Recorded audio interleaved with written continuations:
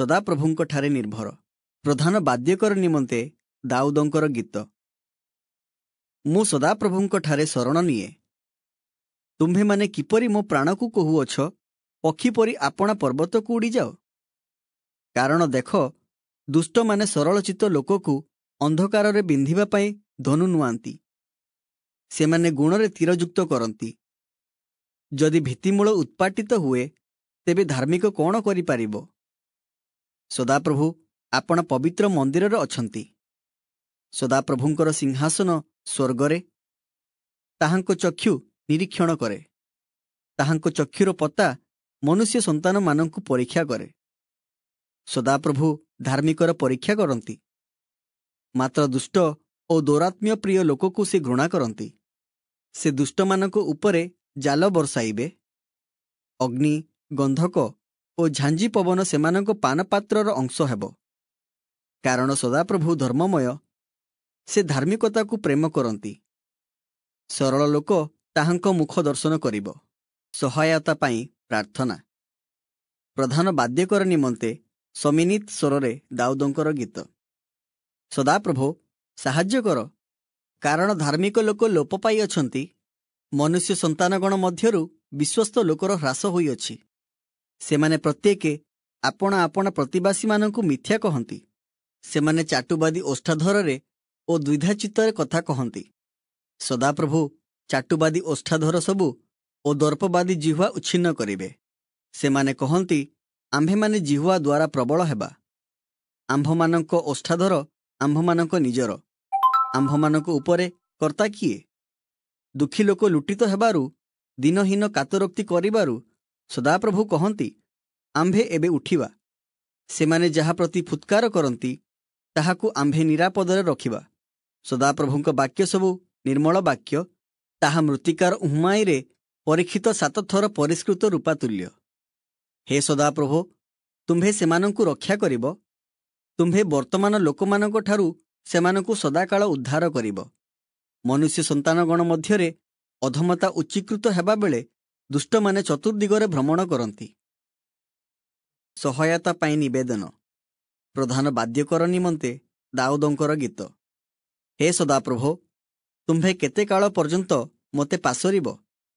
ତୁମ୍ଭେ କେତେ କାଳ ମୋ ଠାରୁ ଆପଣା ମୁଖ ଲୁଚାଇବ? ମୁଁ ସାରା ଦିନ ନିଜ ଅନ୍ତଃକରଣରେ ଦୁଃଖିତ ହୋଇ କେତେ କାଳ ମନେ ମନେ ପରାମର୍ଶ କରିବି? କେତେ କାଳ ମୋ ଶତ୍ରୁ ମୋ ଉପରେ ଉଚ୍ଚୀକୃତ ହେବ?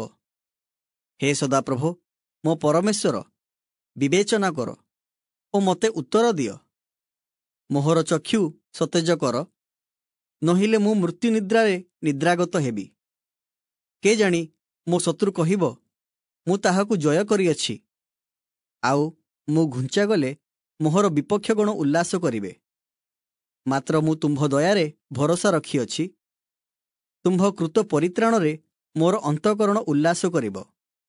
ମୁଁ ସଦାପ୍ରଭୁଙ୍କ ଉଦ୍ଦେଶ୍ୟରେ ଗାନ କରିବି, କାରଣ ସେ ମୋହର ପ୍ରଚୁର ମଙ୍ଗଳ କରିଅଛନ୍ତି। ମଣିଷର ଦୁଷ୍ଟତା। ପ୍ରଧାନ ବାଦ୍ୟକର ନିମନ୍ତେ ଦାଉଦଙ୍କର ଗୀତ। ମୂଢ଼ ମନେ ମନେ କହିଅଛି, ପରମେଶ୍ୱର ନାହାନ୍ତି।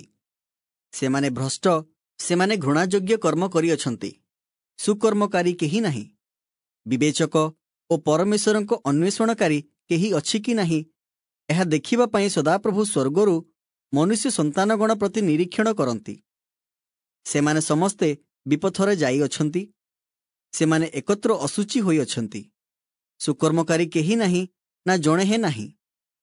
ଅଧର୍ମାଚାରୀ ସମସ୍ତଙ୍କର କି କିଛି ଜ୍ଞାନ ନାହିଁ? ସେମାନେ ମୋ ଲୋକମାନଙ୍କୁ ଆହାର ପରି ଗ୍ରାସ କରନ୍ତି ଓ ସଦାପ୍ରଭୁଙ୍କ ନିକଟରେ ପ୍ରାର୍ଥନା କରନ୍ତି ନାହିଁ। ସେଠାରେ ସେମାନେ ମହାଭୟଗ୍ରସ୍ତ ହୋଇଥିଲେ, କାରଣ ପରମେଶ୍ୱର ଧାର୍ମିକ ବଂଶ ମଧ୍ୟରେ ଅଛନ୍ତି। ଆହା, ସିଓନଠାରୁ ଇସ୍ରାଏଲର ପରିତ୍ରାଣ ଉପସ୍ଥିତ ହେଉ। ଯଦି ସଦାପ୍ରଭୁ ଆପଣା ଲୋକମାନଙ୍କୁ ବନ୍ଦିତ୍ୱରୁ ଫେରାଇ ଆଣନ୍ତି, ତେବେ ଯାକୁବ ଉଲ୍ଲାସ କରିବ ଓ ଇସ୍ରାଏଲ ଆନନ୍ଦିତ ହେବ। ସଦାପ୍ରଭୁଙ୍କ ଆବଶ୍ୟକତା। ଦାଉଦଙ୍କର ଗୀତ। ହେ ସଦାପ୍ରଭୁ, ତୁମ୍ଭ ଆବାସରେ କିଏ ପ୍ରବାସ କରିପାରିବ? ତୁମ୍ଭ ପବିତ୍ର ପର୍ବତରେ କିଏ ବାସ କରିପାରିବ? ଯେଉଁ ଜନ ସରଳାଚରଣ, ଧର୍ମକର୍ମ କରେ ଓ ଆପଣା ଅନ୍ତଃକରଣରେ ସତ୍ୟ କହେ, ଯେ ଆପଣା ଜିହ୍ୱାରେ ଗ୍ଲାନି କରେ ନାହିଁ ଅବା ଆପଣା ମିତ୍ରର ଅନିଷ୍ଟ କରେ ନାହିଁ, କି ଅବା ଆପଣା ପ୍ରତିବାସୀ ବିରୁଦ୍ଧରେ ନିନ୍ଦା ପ୍ରକଟ କରେ ନାହିଁ, ଯାହାର ଦୃଷ୍ଟିରେ ପାମର ତୁଚ୍ଛୀକୃତ ହୁଏ, ମାତ୍ର ଯେ ସଦାପ୍ରଭୁଙ୍କ ଭୟକାରୀମାନଙ୍କୁ ସମାଦର କରେ, ଯେ ଶପଥ କରି ଆପଣାର କ୍ଷତି ହେଲେ ହେଁ ତାହା ଅନ୍ୟଥା କରେ ନାହିଁ, ଯେ ସୁଧ ପାଇଁ ଟଙ୍କା ଋଣ ଦିଏ ନାହିଁ, କି ଅବା ନିର୍ଦ୍ଦୋଷ ବିରୁଦ୍ଧରେ ଲାଞ୍ଚ ନିଏ ନାହିଁ, ଯେ ଏହି ସକଳ କର୍ମ କରେ, ସେ କେବେ ଘୁଞ୍ଚା ଯିବ ନାହିଁ। ଅତଏବ ପିଲାତୋ ଯୀଶୁଙ୍କୁ ଘେନିଯାଇ କୋରଡ଼ା ପ୍ରହାର କରାଇଲେ। ପୁଣି ସୈନ୍ୟମାନେ କଣ୍ଟାର ମୁକୁଟ ବନାଇ ତାହାଙ୍କ ମସ୍ତକରେ ଦେଲେ ଓ ତାହାଙ୍କୁ କୃଷ୍ଣ ଲୋହିତ ବର୍ଣ୍ଣ ବାହ୍ୟ ବସ୍ତ୍ର ପିନ୍ଧାଇଲେ। ସେମାନେ ତାହାଙ୍କ ନିକଟକୁ ଆସି କହିଲେ, ହେ ଯିହୁଦୀମାନଙ୍କ ରାଜା, ନମସ୍କାର। ପୁଣି ସେମାନେ ତାହାଙ୍କୁ ଚାପୁଡ଼ା ମାରିବାକୁ ଲାଗିଲେ। ପିଲାତୋ ପୁନର୍ବାର ବାହାରକୁ ଯାଇ ସେମାନଙ୍କୁ କହିଲେ, ଦେଖ, ଆମ୍ଭେ ଯେ ତାହାଠାରେ କୌଣସି ଦୋଷ ପାଉନାହୁଁ, ଏହା ଯେପରି ତୁମ୍ଭେମାନେ ଜାଣିବ, ଏଥି ନିମନ୍ତେ ଆମ୍ଭେ ତାହାକୁ ତୁମ୍ଭମାନଙ୍କ ନିକଟକୁ ବାହାର କରି ଆଣୁଅଛୁ। ସେଥିରେ ଯୀଶୁ ସେହି କଣ୍ଟାର ମୁକୁଟ ଓ କୃଷ୍ଣ ଲୋହିତ ବର୍ଣ୍ଣ ବସ୍ତ୍ରରେ ପରିହିତ ହୋଇ ବାହାରକୁ ଆସିଲେ। ପିଲାତୋ ସେମାନଙ୍କୁ କହିଲେ, ଦେଖ ସେହି ଲୋକ। ସେଥିରେ ପ୍ରଧାନ ଯାଜକ ଓ ପଦାତିକମାନେ ତାହାଙ୍କୁ ଦେଖି ଚିତ୍କାର କରି କହିଲେ, କ୍ରୁଶରେ ଚଢ଼ାଅ, କ୍ରୁଶରେ ଚଢ଼ାଅ। ପିଲାତୋ ସେମାନଙ୍କୁ କହିଲେ, ତୁମ୍ଭେମାନେ ତାହାକୁ ଘେନିଯାଇ କ୍ରୁଶରେ ଚଢ଼ାଅ, କାରଣ ଆମ୍ଭେ ତାହାଠାରେ କୌଣସି ଦୋଷ ପାଉନାହୁଁ। ଯିହୁଦୀ ଲୋକମାନେ ତାହାଙ୍କୁ ଉତ୍ତର ଦେଲେ, ଆମ୍ଭମାନଙ୍କର ଗୋଟିଏ ବ୍ୟବସ୍ଥା ଅଛି ଓ ସେହି ବ୍ୟବସ୍ଥା ଅନୁସାରେ ସେ ପ୍ରାଣଦଣ୍ଡର ଯୋଗ୍ୟ, କାରଣ ସେ ନିଜକୁ ଈଶ୍ୱରଙ୍କ ପୁତ୍ର ବୋଲି କହିଅଛି। ସେଥିରେ ପିଲାତୋ ଏହି କଥା ଶୁଣି ଅଧିକ ଭୀତ ହେଲେ। ପୁଣି ସେ ପୁନର୍ବାର ପ୍ରାସାଦରେ ପ୍ରବେଶ କରି ଯୀଶୁଙ୍କୁ ପଚାରିଲେ, ତୁମ୍ଭେ କେଉଁଠାରୁ ଆସିଅଛ? କିନ୍ତୁ ଯୀଶୁ ତାହାଙ୍କୁ ଉତ୍ତର ଦେଲେ ନାହିଁ। ସେଥିରେ ପିଲାତୋ ତାହାଙ୍କୁ କହିଲେ, ଆମ୍ଭକୁ କଥା କହୁନାହଁ? ତୁମ୍ଭକୁ ମୁକ୍ତ କରିବାକୁ ଆମ୍ଭର ଅଧିକାର ଅଛି ଓ ତୁମ୍ଭକୁ କ୍ରୁଶରେ ଚଢ଼ାଇବାକୁ ଆମ୍ଭର ଅଧିକାର ଅଛି। ଏହା କି ତୁମ୍ଭେ ଜାଣୁନାହଁ? ଯୀଶୁ ଉତ୍ତର ଦେଲେ, ଯଦି ଊର୍ଦ୍ଧ୍ୱରୁ ଆପଣଙ୍କୁ ଦିଆଯାଇ ନ ଥାନ୍ତା, ତାହେଲେ ମୋ ବିରୁଦ୍ଧରେ ଆପଣଙ୍କର କୌଣସି ଅଧିକାର ନ ଥାନ୍ତା। ଏଣୁ ଯେ ମୋତେ ଆପଣଙ୍କ ହସ୍ତରେ ସମର୍ପଣ କରିଅଛି, ତାହାର ପାପ ଗୁରୁତର। ସେଥିରେ ପିଲାତୋ ତାହାଙ୍କୁ ମୁକ୍ତ କରିବାକୁ ଚେଷ୍ଟା କଲେ, କିନ୍ତୁ ଯିହୁଦୀମାନେ ଚିତ୍କାର କରି କହିଲେ, ଯଦି ତୁମ୍ଭେ ଏହି ଲୋକକୁ ମୁକ୍ତ କର, ତାହେଲେ ତୁମ୍ଭେ କାଇସରଙ୍କର ମିତ୍ର ନୁହଁ। ଯେ କେହି ଆପଣାକୁ ରାଜା ବୋଲି କହେ, ସେ କାଇସରଙ୍କ ବିପକ୍ଷରେ କଥା କହେ। ଅତଏବ ପିଲାତୋ ଏହି ସମସ୍ତ କଥା ଶୁଣି ଯୀଶୁଙ୍କୁ ବାହାର କରି ଆଣି ପ୍ରସ୍ତର ମଣ୍ଡପ, ଯାହାକୁ ଏବ୍ରୀ ଭାଷାରେ ଗବ୍ବଥା ବୋଲି କହନ୍ତି, ସେହି ସ୍ଥାନରେ ବିଚାରାସନରେ ଉପବିଷ୍ଟ ହେଲେ। ସେଦିନ ନିସ୍ତାର ପର୍ବର ଆୟୋଜନ ଦିନ, ଆଉ ସେତେବେଳେ ଅପରାହ୍ନ ପ୍ରାୟ 12 ଘଣ୍ଟା ହୋଇଥିଲା। ପୁଣି ସେ ଯିହୁଦୀମାନଙ୍କୁ କହିଲେ, ଦେଖ ତୁମ୍ଭମାନଙ୍କ ରାଜା। ସେଥିରେ ସେମାନେ ଚିତ୍କାର କଲେ, ତାହାକୁ ବଧ କର, ବଧ କର, କ୍ରୁଶରେ ଚଢ଼ାଅ। ପିଲାତୋ ସେମାନଙ୍କୁ କହିଲେ, ଆମ୍ଭେ କ'ଣ ତୁମ୍ଭମାନଙ୍କ ରାଜାଙ୍କୁ କ୍ରୁଶରେ ଚଢ଼ାଇବା? ପ୍ରଧାନ ଯାଜକମାନେ ଉତ୍ତର ଦେଲେ, କାଇସରଙ୍କ ବିନା ଆମ୍ଭମାନଙ୍କ ଆଉ ରାଜା ନାହିଁ। ସେଥିରେ ସେ ଯେପରି କ୍ରୁଶରେ ଚଢ଼ାଯାଆନ୍ତି, ଏଥି ନିମନ୍ତେ ସେ ତାହାଙ୍କୁ ସେମାନଙ୍କ ଇଚ୍ଛାନୁସାରେ ସମର୍ପଣ କଲେ। ଯୀଶୁଙ୍କ କ୍ରୁଶବିଦ୍ଧ ତହିଁରେ ସେମାନେ ଯୀଶୁଙ୍କୁ ଘେନିଗଲେ। ଆଉ ଯୀଶୁ ଆପେ କ୍ରୁଶ ବହି କପାଳସ୍ଥଳ ନାମକ ସ୍ଥାନ, ଯାହାକୁ ଏବ୍ରୀ ଭାଷାରେ ଗଲଗଥା ବୋଲି କହନ୍ତି, ସେଠାକୁ ବାହାରିଗଲେ। ସେଠାରେ ସେମାନେ ତାହାଙ୍କୁ କ୍ରୁଶରେ ଚଢ଼ାଇଲେ ଓ ତାହାଙ୍କ ସହିତ ଆଉ 2 ଜଣଙ୍କୁ ଅନ୍ୟ 2 କ୍ରୁଶରେ ଚଢ଼ାଇଲେ, 2 ପାର୍ଶ୍ୱରେ 2 ଜଣଙ୍କୁ ଓ ମଝିରେ ଯୀଶୁଙ୍କୁ। ଆଉ ପିଲାତୋ ଗୋଟିଏ ଅଭିଯୋଗ ପତ୍ର ମଧ୍ୟ ଲେଖି କ୍ରୁଶ ଉପରେ ଲଗାଇଦେଲେ। ସେଥିରେ ଲେଖାଥିଲା, ନାଜୋରିତୀୟ ଯୀଶୁ, ଯିହୁଦୀମାନଙ୍କ ରାଜା। ଯିହୁଦୀମାନଙ୍କ ମଧ୍ୟରୁ ଅନେକେ ଏହି ଅଭିଯୋଗ ପତ୍ର ପାଠ କଲେ, କାରଣ ଯେଉଁ ସ୍ଥାନରେ ଯୀଶୁଙ୍କୁ କ୍ରୁଶରେ ଚଢ଼ାଯାଇଥିଲା, ତାହା ନଗରର ନିକଟରେ ଥିଲା। ପୁଣି ସେହି ପତ୍ର ଏବ୍ରୀ, ଲାଟିନ୍ ଓ ଗ୍ରୀକ୍ ଭାଷାରେ ଲେଖା ହୋଇଥିଲା। ତେଣୁ ଯିହୁଦୀମାନଙ୍କର ପ୍ରଧାନ ଯାଜକମାନେ ପିଲାତୋଙ୍କୁ କହିଲେ, ଯିହୁଦୀମାନଙ୍କ ରାଜା ବୋଲି ନ ଲେଖି ବରଂ ମୁଁ ଯିହୁଦୀମାନଙ୍କର ରାଜା ବୋଲି ସେ କହିଲା, ଏହା ଲେଖନ୍ତୁ। ପିଲାତୋ ଉତ୍ତର ଦେଲେ, ଆମ୍ଭେ ଯାହା ଲେଖିଛୁ, ଲେଖିଛୁ। ସୈନ୍ୟମାନେ ଯୀଶୁଙ୍କୁ କ୍ରୁଶରେ ଚଢ଼ାଇଲା ଉତ୍ତାରେ ତାହାଙ୍କ ବସ୍ତ୍ର ଘେନି 4 ଭାଗ କଲେ, ପ୍ରତ୍ୟେକ ସୈନ୍ୟ ପାଇଁ 1 1 ଭାଗ। ଆଉ ସେମାନେ ତାହାଙ୍କ ଅଙ୍ଗରଖା ମଧ୍ୟ ନେଲେ। ସେହି ଅଙ୍ଗରଖା ସିଲେଇ ନ ହୋଇ ଉପରୁ ତଳ ଯାଏ ସମୁଦାୟ ବୁଣା ହୋଇଥିଲା। ତେଣୁ ସେମାନେ ପରସ୍ପର କହିଲେ, ଏହାକୁ ଚିରିବା ନାହିଁ, କିନ୍ତୁ ଏହା କାହାର ହେବ ସେଥିପାଇଁ ଗୁଲି ବାଣ୍ଟ କରିବା। ଯେପରି ଧର୍ମଶାସ୍ତ୍ରର ଏହି ବାକ୍ୟ ସଫଳ ହୁଏ, ସେମାନେ ଆପଣା ଆପଣା ମଧ୍ୟରେ ମୋହର ବସ୍ତ୍ର ଭାଗ କଲେ, ପୁଣି ମୋହର ଅଙ୍ଗରଖା ନିମନ୍ତେ ଗୁଲି ବାଣ୍ଟ କଲେ। ତେଣୁ ସୈନ୍ୟମାନେ ଏହାସବୁ କଲେ। କିନ୍ତୁ ଯୀଶୁଙ୍କ କ୍ରୁଶ ନିକଟରେ ତାହାଙ୍କ ମାତା, ତାହାଙ୍କ ମାତାଙ୍କ ଭଉଣୀ, କ୍ଲୋପାଙ୍କ ସ୍ତ୍ରୀ ମରିୟମ ଓ ମଗ୍ଦଲିନୀ ମରିୟମ ଠିଆ ହୋଇଥିଲେ। ଯୀଶୁ ଆପଣା ମାତା ଓ ଯେଉଁ ଶିଷ୍ୟଙ୍କୁ ପ୍ରେମ କରୁଥିଲେ ତାହାଙ୍କୁ ପାଖରେ ଠିଆ ହୋଇଥିବା ଦେଖି ମାତାଙ୍କୁ କହିଲେ, ଗୋ ନାରୀ, ଦେଖ ତୁମ୍ଭର ପୁତ୍ର। ତତ୍ପରେ ସେ ସେହି ଶିଷ୍ୟଙ୍କୁ କହିଲେ, ଦେଖ ତୁମ୍ଭର ମାତା। ଆଉ ସେହି ଦଣ୍ଡରୁ ସେହି ଶିଷ୍ୟ ତାହାଙ୍କୁ ଆପଣା ଗୃହକୁ ଘେନିଗଲେ। ଯୀଶୁଙ୍କ ମୃତ୍ୟୁ। ଏହାପରେ ଯୀଶୁ ଧର୍ମଶାସ୍ତ୍ରର ବାକ୍ୟ ଯେପରି ସଫଳ ହୁଏ, ଏଥି ନିମନ୍ତେ ସମସ୍ତ ବିଷୟ ଏବେ ସମାପ୍ତ ହୋଇଅଛି ବୋଲି ଜାଣି କହିଲେ, ମୋତେ ତୃଷା ଲାଗୁଅଛି। ସେଠାରେ ଅମ୍ଳରସ ପରିପୂର୍ଣ୍ଣ ଗୋଟିଏ ପାତ୍ର ଥିଲା। ତେଣୁ ସେମାନେ ଅମ୍ଳରସ ପରିପୂର୍ଣ୍ଣ ଗୋଟିଏ ଏଜୋବ ଖଣ୍ଡିଏ ଏଜୋପ ନଳରେ ଲଗାଇ ତାହାଙ୍କ ମୁଖ ପାଖକୁ ଦେଲେ। ସେଥିରେ ଯୀଶୁ ସେହି ଅମ୍ଳରସ ପାନ କରି କହିଲେ, ସମାପ୍ତ ହେଲା। ଆଉ ସେ ମସ୍ତକ ଅବନତ କରି ପ୍ରାଣତ୍ୟାଗ କଲେ। ଯୀଶୁଙ୍କ ପାର୍ଶ୍ୱଦେଶରେ ବର୍ଚ୍ଛାଘାତ। ସେହିଦିନ ଆୟୋଜନ ଦିନ ଥିବାରୁ ଶରୀରଗୁଡ଼ିକ ଯେପରି ବିଶ୍ରାମ ବାର ଦିନରେ କ୍ରୁଶ ଉପରେ ନ ରହେ, ସେଥିପାଇଁ ସେମାନଙ୍କ ଗୋଡ଼ ଭଙ୍ଗାଯାଉ ଓ ସେମାନେ ଅନ୍ୟ ସ୍ଥାନକୁ ନିଆଯାଆନ୍ତୁ ବୋଲି ଯିହୁଦୀମାନେ ପିଲାତଙ୍କୁ ଅନୁରୋଧ କଲେ। ଅତଏବ ସୈନ୍ୟମାନେ ଆସି ପ୍ରଥମ ଜଣକର ଗୋଡ଼ ଓ ତାହା ସହିତ ଯେଉଁ ଜଣକ କ୍ରୁଶରେ ଚଢ଼ାଯାଇଥିଲା ତାହାର ଗୋଡ଼ ମଧ୍ୟ ଭାଙ୍ଗିଦେଲେ। ମାତ୍ର ସେମାନେ ଯୀଶୁଙ୍କ ନିକଟକୁ ଆସି ସେ ମରିଗଲେଣି ବୋଲି ଦେଖି ତାହାଙ୍କ ଗୋଡ଼ ଭାଙ୍ଗିଲେ ନାହିଁ। କିନ୍ତୁ ସୈନ୍ୟମାନଙ୍କ ମଧ୍ୟରୁ ଜଣେ ବର୍ଚ୍ଛାରେ ତାହାଙ୍କ କକ୍ଷ ଦେଶ ବିନ୍ଧିଲା, ଆଉ ତତ୍କ୍ଷଣାତ୍ ରକ୍ତ ଓ ଜଳ ବାହାର ହେଲା। ଯେ ଦେଖିଅଛି ସେ ସାକ୍ଷ୍ୟ ଦେଇଅଛି। ଯେପରି ତୁମ୍ଭେମାନେ ମଧ୍ୟ ବିଶ୍ୱାସ କର, ପୁଣି ତାହାର ସାକ୍ଷ୍ୟ ସତ୍ୟ, ଆଉ ସେ ଯେ ସତ୍ୟ କହୁଅଛି ଏହା ସେ ଜାଣନ୍ତି। କାରଣ ଧର୍ମଶାସ୍ତ୍ରର ଏହି ବାକ୍ୟ ସଫଳ ହେବା ନିମନ୍ତେ ଏ ସମସ୍ତ ବିଷୟ ଘଟିଲା, ତାହାଙ୍କର ଖଣ୍ଡେ ଅସ୍ଥି ଭଗ୍ନ ହେବ ନାହିଁ। ପୁନର୍ବାର ଧର୍ମଶାସ୍ତ୍ରର ଆଉ ଗୋଟିଏ ବାକ୍ୟ ଏହି, ସେମାନେ ଯାହାଙ୍କୁ ବିଧ କଲେ ତାହାଙ୍କ ପ୍ରତି ଦୃଷ୍ଟିପାତ କରିବେ। ଯୀଶୁଙ୍କ ସମାଧି। ଏହି ସମସ୍ତ ଘଟଣା ପରେ ଯେଉଁ ହାରାମାଥିଆର ଯୋସେଫ ଯୀଶୁଙ୍କର ଜଣେ ଶିଷ୍ୟ ଥିଲେ, କିନ୍ତୁ ଯିହୁଦୀମାନଙ୍କ ଭୟରେ ଗୁପ୍ତ ଭାବରେ ଥିଲେ, ସେ ଯୀଶୁଙ୍କ ଶରୀର ଘେନିଯିବା ନିମନ୍ତେ ପିଲାତଙ୍କୁ ଅନୁରୋଧ କଲେ। ସେଥିରେ ପିଲାତ ଅନୁମତି ଦେଲେ। ତେଣୁ ସେ ଆସି ତାହାଙ୍କ ଶରୀର ଘେନିଗଲେ। ଯେଉଁ ନିକୋଦିମ ପ୍ରଥମେ ରାତ୍ରି କାଳରେ ତାହାଙ୍କ ନିକଟକୁ ଆସିଥିଲେ, ସେ ମଧ୍ୟ ପ୍ରାୟ 50 ସେର ଗନ୍ଧରସ ମିଶ୍ରିତ ଅଗୁରୁ ଘେନି ଆସିଲେ।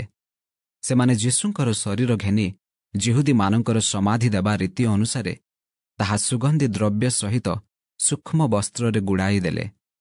ସେ ଯେଉଁ ସ୍ଥାନରେ କ୍ରୁଶରେ ଚଢ଼ାଯାଇଥିଲେ ସେ ସ୍ଥାନରେ ଗୋଟିଏ ଉଦ୍ୟାନ ଥିଲା, ଆଉ ସେହି ଉଦ୍ୟାନରେ ଗୋଟିଏ ନୂତନ ସମାଧି ଥିଲା। ସେଥିରେ କେହି କେବେ ରଖାଯାଇ ନଥିଲା। ଅତଏବ ଯିହୁଦୀମାନଙ୍କର ଆୟୋଜନ ଦିନ ହେତୁ ସେହି ସ୍ଥାନରେ ସେମାନେ ଯୀଶୁଙ୍କୁ ରଖିଥିଲେ, କାରଣ ସେହି ସମାଧି ନିକଟରେ ଥିଲା। ତୁମ୍ଭେମାନେ ସଦାପ୍ରଭୁଙ୍କର ପ୍ରଶଂସା କର, କାରଣ ଆମ୍ଭମାନଙ୍କ ପରମେଶ୍ୱରଙ୍କ ଉଦ୍ଦେଶ୍ୟରେ ପ୍ରଶଂସାଗାନ କରିବାର ଉତ୍ତମ, ଯେହେତୁ ତାହା ମନୋହର ଓ ପ୍ରଶଂସା ଶୋଭନୀୟ। ସଦାପ୍ରଭୁ ଜେରୁସାଲେମକୁ ଗଢ଼ନ୍ତି। ସେ ଇସ୍ରାଏଲର ଦୂରୀକୃତ ଲୋକମାନଙ୍କୁ ସଂଗ୍ରହ କରନ୍ତି। ସେ ଭଗ୍ନାନ୍ତକରଣମାନଙ୍କୁ ସୁସ୍ଥ କରନ୍ତି ଓ ସେମାନଙ୍କ କ୍ଷତ ସବୁ ବାନ୍ଧନ୍ତି। ସେ ତାରାଗଣର ସଂଖ୍ୟା କରନ୍ତି। ସେ ସମସ୍ତଙ୍କୁ ସେମାନଙ୍କ ନାମ ଦିଅନ୍ତି। ଆମ୍ଭମାନଙ୍କର ପ୍ରଭୁ ମହାନ ଓ ଅତିଶୟ ଶକ୍ତିମାନ, ତାହାଙ୍କର ବୁଦ୍ଧି ଅସୀମ। ସଦାପ୍ରଭୁ ନମ୍ର ଲୋକଙ୍କୁ ଧରି ରଖନ୍ତି। ସେ ଦୁଷ୍ଟମାନଙ୍କୁ ଭୂମିସାତ୍ କରନ୍ତି। ଧନ୍ୟବାଦ କରି ସଦାପ୍ରଭୁଙ୍କ ଉଦ୍ଦେଶ୍ୟରେ ଗାନ କର। ବୀଣା ଯନ୍ତ୍ରରେ ଆମ୍ଭମାନଙ୍କ ପରମେଶ୍ୱରଙ୍କର ପ୍ରଶଂସା ଗାନ କର। ସେ ଆକାଶକୁ ମେଘମାଳାରେ ଆଚ୍ଛନ୍ନ କରନ୍ତି। ସେ ପୃଥିବୀ ନିମନ୍ତେ ବୃଷ୍ଟି ପ୍ରସ୍ତୁତ କରନ୍ତି। ସେ ପର୍ବତଗଣରେ ତୃଣ ଉତ୍ପାଦନ କରନ୍ତି। ସେ ପଶୁକୁ ତାହାର ଆହାର ଦିଅନ୍ତି ଓ ରାବନ୍ତା ଡାମରା କାଉ ଛୁଆମାନଙ୍କୁ ଆହାର ଦିଅନ୍ତି। ସେ ଅଶ୍ୱର ବଳରେ ସନ୍ତୁଷ୍ଟ ନୁହନ୍ତି। ସେ ମନୁଷ୍ୟର ଚରଣରେ ତୁଷ୍ଟ ନୁହନ୍ତି। ସଦାପ୍ରଭୁ ଆପଣା ଭୟକାରୀମାନଙ୍କଠାରେ ଓ ତାହାଙ୍କ ଦୟାରେ ଭରସାକାରୀମାନଙ୍କଠାରେ ତୁଷ୍ଟ ଅଟନ୍ତି। ହେ ଜେରୁସାଲେମ, ସଦାପ୍ରଭୁଙ୍କର ପ୍ରଶଂସା କର। ହେ ସିଓନ, ତୁମ୍ଭ ପରମେଶ୍ୱରଙ୍କର ପ୍ରଶଂସା କର। କାରଣ ସେ ତୁମ୍ଭ ଦ୍ୱାରର ଅର୍ଗଳ ସବୁ ଦୃଢ଼ କରିଅଛନ୍ତି। ସେ ତୁମ୍ଭ ମଧ୍ୟବର୍ତ୍ତୀ ତୁମ୍ଭ ସନ୍ତାନଗଣକୁ ଆଶୀର୍ବାଦ କରିଅଛନ୍ତି। ସେ ତୁମ୍ଭ ସୀମା ମଧ୍ୟରେ ଶାନ୍ତି ସ୍ଥାପନ କରନ୍ତି। ସେ ସର୍ବୋତ୍ତମ ଗହମରେ ତୁମ୍ଭକୁ ତୃପ୍ତ କରନ୍ତି। ସେ ପୃଥିବୀରେ ଆପଣା ଆଜ୍ଞା ପ୍ରେରଣ କରନ୍ତି। ତାହାଙ୍କ ବାକ୍ୟ ଅତି ଶୀଘ୍ର ଦୌଡ଼ଇ। ସେ ମେଷଲୋମ ପରି ତୁଷାର ଦିଅନ୍ତି। ସେ ଭସ୍ମତୁଲ୍ୟ ନିହାର ବିଞ୍ଚି ଦିଅନ୍ତି। ସେ ଖଣ୍ଡ ଖଣ୍ଡ ଆହାର ପରି ବରଫ ପକାଇ ଦିଅନ୍ତି। ତାହାଙ୍କ ଶୀତ ଆଗରେ କିଏ ଠିଆ ହୋଇପାରେ? ସେ ଆପଣା ବାକ୍ୟ ପଠାଇ ସେସବୁ ତରଳାଇ ପକାନ୍ତି। ସେ ଆପଣା ବାୟୁ ବହାଇଲେ ଜଳ ପ୍ରବାହିତ ହୁଏ। ସେ ଯାକୁବ ପ୍ରତି ଆପଣା ବାକ୍ୟ, ଇସ୍ରାଏଲ ପ୍ରତି ଆପଣା ବିଧି ଓ ଶାସନ ପ୍ରକାଶ କରନ୍ତି। ସେ କୌଣସି ଗୋଷ୍ଠୀ ପ୍ରତି ଏପରି ବ୍ୟବହାର କରିନାହାନ୍ତି। ତାହାଙ୍କ ଶାସନ ବିଷୟ କହିବାକୁ ଗଲେ ସେମାନେ ତାହା ଜାଣିନାହାନ୍ତି। ତୁମ୍ଭେମାନେ ସଦାପ୍ରଭୁଙ୍କର ପ୍ରଶଂସା କର। ତୁମ୍ଭେମାନେ ସଦାପ୍ରଭୁଙ୍କର ପ୍ରଶଂସା କର। ତୁମ୍ଭେମାନେ ଆକାଶମଣ୍ଡଳରୁ ତାହାଙ୍କର ପ୍ରଶଂସା କର। ଊର୍ଦ୍ଧ୍ୱ ସ୍ଥାନରେ ତାହାଙ୍କର ପ୍ରଶଂସା କର। ହେ ତାହାଙ୍କର ଦୂତ ସମସ୍ତେ, ତୁମ୍ଭେମାନେ ତାହାଙ୍କର ପ୍ରଶଂସା କର। ହେ ତାହାଙ୍କର ସୈନ୍ୟ ସମସ୍ତେ, ତୁମ୍ଭେମାନେ ତାହାଙ୍କର ପ୍ରଶଂସା କର। ହେ ସୂର୍ଯ୍ୟ ଓ ଚନ୍ଦ୍ର, ତୁମ୍ଭେମାନେ ତାହାଙ୍କର ପ୍ରଶଂସା କର।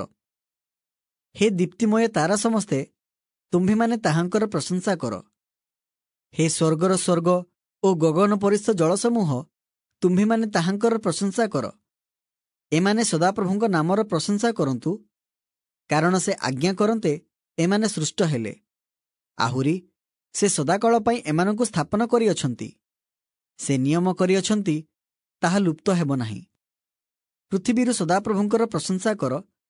ହେ ତିମିଙ୍ଗିଳ ଓ ସକଳ ବାରିଧି, ଅଗ୍ନି ଓ ଶିଳା, ହିମ ଓ ବାଷ୍ପ, ଅଗ୍ନି ଓ ଶିଳା, ହିମ ଓ ବାଷ୍ପ, ତାହାଙ୍କ ବାକ୍ୟ ସାଧକ ପ୍ରଚଣ୍ଡ ବାୟୁ, ପର୍ବତ ଓ ସକଳ ଉପପର୍ବତ, ଫଳବାନ ବୃକ୍ଷ ଓ ସକଳ ଏରସ ବୃକ୍ଷ, ବନ୍ୟ ଓ ସକଳ ଗ୍ରାମ୍ୟ ପଶୁ, ଉରୋଗାମୀ ଓ ଉଡ୍ଡୀୟମାନ ପକ୍ଷୀଗଣ, ପୃଥିବୀର ରାଜାଗଣ ଓ ସକଳ ଗୋଷ୍ଠୀ, ଅଧିପତିଗଣ ଓ ପୃଥିବୀର ସକଳ ବିଚାରକର୍ତ୍ତା, ଯୁବକ ଓ ଯୁବତୀମାନେ, ବୃଦ୍ଧ ଓ ବାଳକମାନେ, ସେ ସମସ୍ତେ ସଦାପ୍ରଭୁଙ୍କ ନାମର ପ୍ରଶଂସା କରନ୍ତୁ।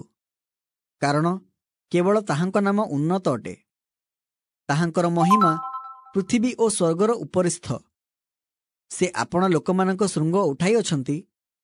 ତାହା ତାହାଙ୍କ ସଦ୍ଭକ୍ତମାନଙ୍କର ଓ ତାହାଙ୍କ ନିକଟବର୍ତ୍ତୀ ଇସ୍ରାଏଲ ସନ୍ତାନଗଣର ପ୍ରଶଂସାର ବିଷୟ। ତୁମ୍ଭେମାନେ ସଦାପ୍ରଭୁଙ୍କର ପ୍ରଶଂସା କର। ତୁମ୍ଭେମାନେ ସଦାପ୍ରଭୁଙ୍କର ପ୍ରଶଂସା କର। ସଦାପ୍ରଭୁଙ୍କ ଉଦ୍ଦେଶ୍ୟରେ ନୂତନ ଗୀତ ଗାନ କର ଓ ଭକ୍ତମାନଙ୍କ ସମାଜରେ ତାହାଙ୍କର ପ୍ରଶଂସା ଗାନ କର। ଇସ୍ରାଏଲ ଆପଣା ନିର୍ମାଣକର୍ତ୍ତାଙ୍କଠାରେ ଆନନ୍ଦ କରୁ।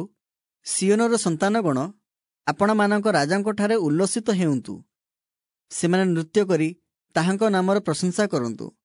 ସେମାନେ ଦାରା ଓ ବୀଣା ବଜାଇ ତାହାଙ୍କ ଉଦ୍ଦେଶ୍ୟରେ ପ୍ରଶଂସା ଗାନ କରନ୍ତୁ। କାରଣ ସଦାପ୍ରଭୁ ଆପଣ ଲୋକଙ୍କଠାରେ ସନ୍ତୋଷ ପାଆନ୍ତି। ସେ ନମ୍ର ଲୋକମାନଙ୍କୁ ପରିତ୍ରାଣରେ ସୁଶୋଭିତ କରିବେ। ଭକ୍ତଗଣ ବିଜୟରେ ଉଲ୍ଲସିତ ହେଉନ୍ତୁ। ସେମାନେ ଆନନ୍ଦ ହେତୁ ଆପଣ ଆପଣ ଶଯ୍ୟାରେ ଗାନ କରନ୍ତୁ। ସେମାନଙ୍କ କଣ୍ଠରେ ପରମେଶ୍ୱରଙ୍କ ଉଚ୍ଚ ପ୍ରଶଂସା ଥାଉ। ପୁଣି ସେମାନଙ୍କ ହସ୍ତରେ ଦୁଇବିଧ ଖଡ଼ଗ ଥାଉ, ଗୋଷ୍ଠୀୟମାନଙ୍କୁ ପ୍ରତିଫଳ ଦେବା ପାଇଁ, ଜନବୃନ୍ଦଙ୍କୁ ଶାସ୍ତି ଦେବା ପାଇଁ, ସେମାନଙ୍କ ରାଜାଗଣକୁ ଶିକୁଳିରେ ଓ ସେମାନଙ୍କ ପ୍ରଧାନ ବର୍ଗକୁ ଲୌହ ବେଡ଼ିରେ ବାନ୍ଧିବା ପାଇଁ, ସେମାନଙ୍କ ପ୍ରତିକୂଳରେ ଲିଖିତ ବିଚାର ନିଷ୍ପନ୍ନ କରିବା ପାଇଁ ତାହାଙ୍କ ଭକ୍ତବୃନ୍ଦର ଏହି ମର୍ଯ୍ୟାଦା। ତୁମ୍ଭେମାନେ ସଦାପ୍ରଭୁଙ୍କର ପ୍ରଶଂସା କର। ତୁମ୍ଭେମାନେ ସଦାପ୍ରଭୁଙ୍କର ପ୍ରଶଂସା କର। ପରମେଶ୍ୱରଙ୍କ ପବିତ୍ର ସ୍ଥାନରେ ତାହାଙ୍କର ପ୍ରଶଂସା କର। ତାହାଙ୍କ ପରାକ୍ରମରୁ ଉତ୍ପନ୍ନ ଶୂନ୍ୟମଣ୍ଡଳରେ ତାହାଙ୍କର ପ୍ରଶଂସା କର। ତାହାଙ୍କ ବିକ୍ରମୀ କାର୍ଯ୍ୟ ସକାଶୁ ତାହାଙ୍କର ପ୍ରଶଂସା କର। ତାହାଙ୍କ ଶ୍ରେଷ୍ଠ ମହତ୍ୱାନୁସାରେ ତାହାଙ୍କର ପ୍ରଶଂସା କର। ତୁରୀ ଧ୍ୱନିରେ ତାହାଙ୍କର ପ୍ରଶଂସା କର। ନେବଲ ଓ ବୀଣା ଯନ୍ତ୍ରରେ ତାହାଙ୍କର ପ୍ରଶଂସା କର। ଦାରାବାଦ୍ୟ ଓ ନୃତ୍ୟ ଦ୍ୱାରା ତାହାଙ୍କର ପ୍ରଶଂସା କର। ତାରଯୁକ୍ତ ଯନ୍ତ୍ର ଓ ବଂଶୀରେ ତାହାଙ୍କର ପ୍ରଶଂସା କର। ଉଚ୍ଚ କରତାଳରେ ତାହାଙ୍କର ପ୍ରଶଂସା କର।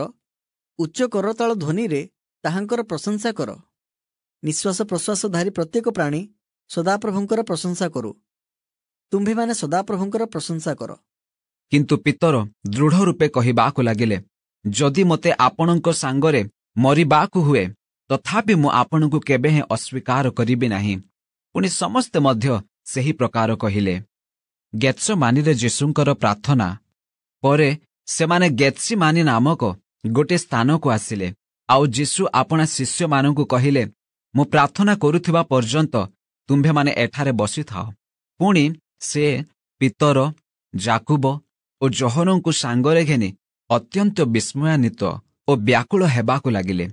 ସେଥିରେ ଯୀଶୁ ସେମାନଙ୍କୁ କହିଲେ, ମୋହର ପ୍ରାଣ ମୃତ୍ୟୁଭୋଗ କରିବା ପରେ ଅତ୍ୟନ୍ତ ଶୋକାକୁଳ ହେଉଅଛି। ତୁମ୍ଭେମାନେ ଏଠାରେ ରହି ଜାଗିଥାଅ।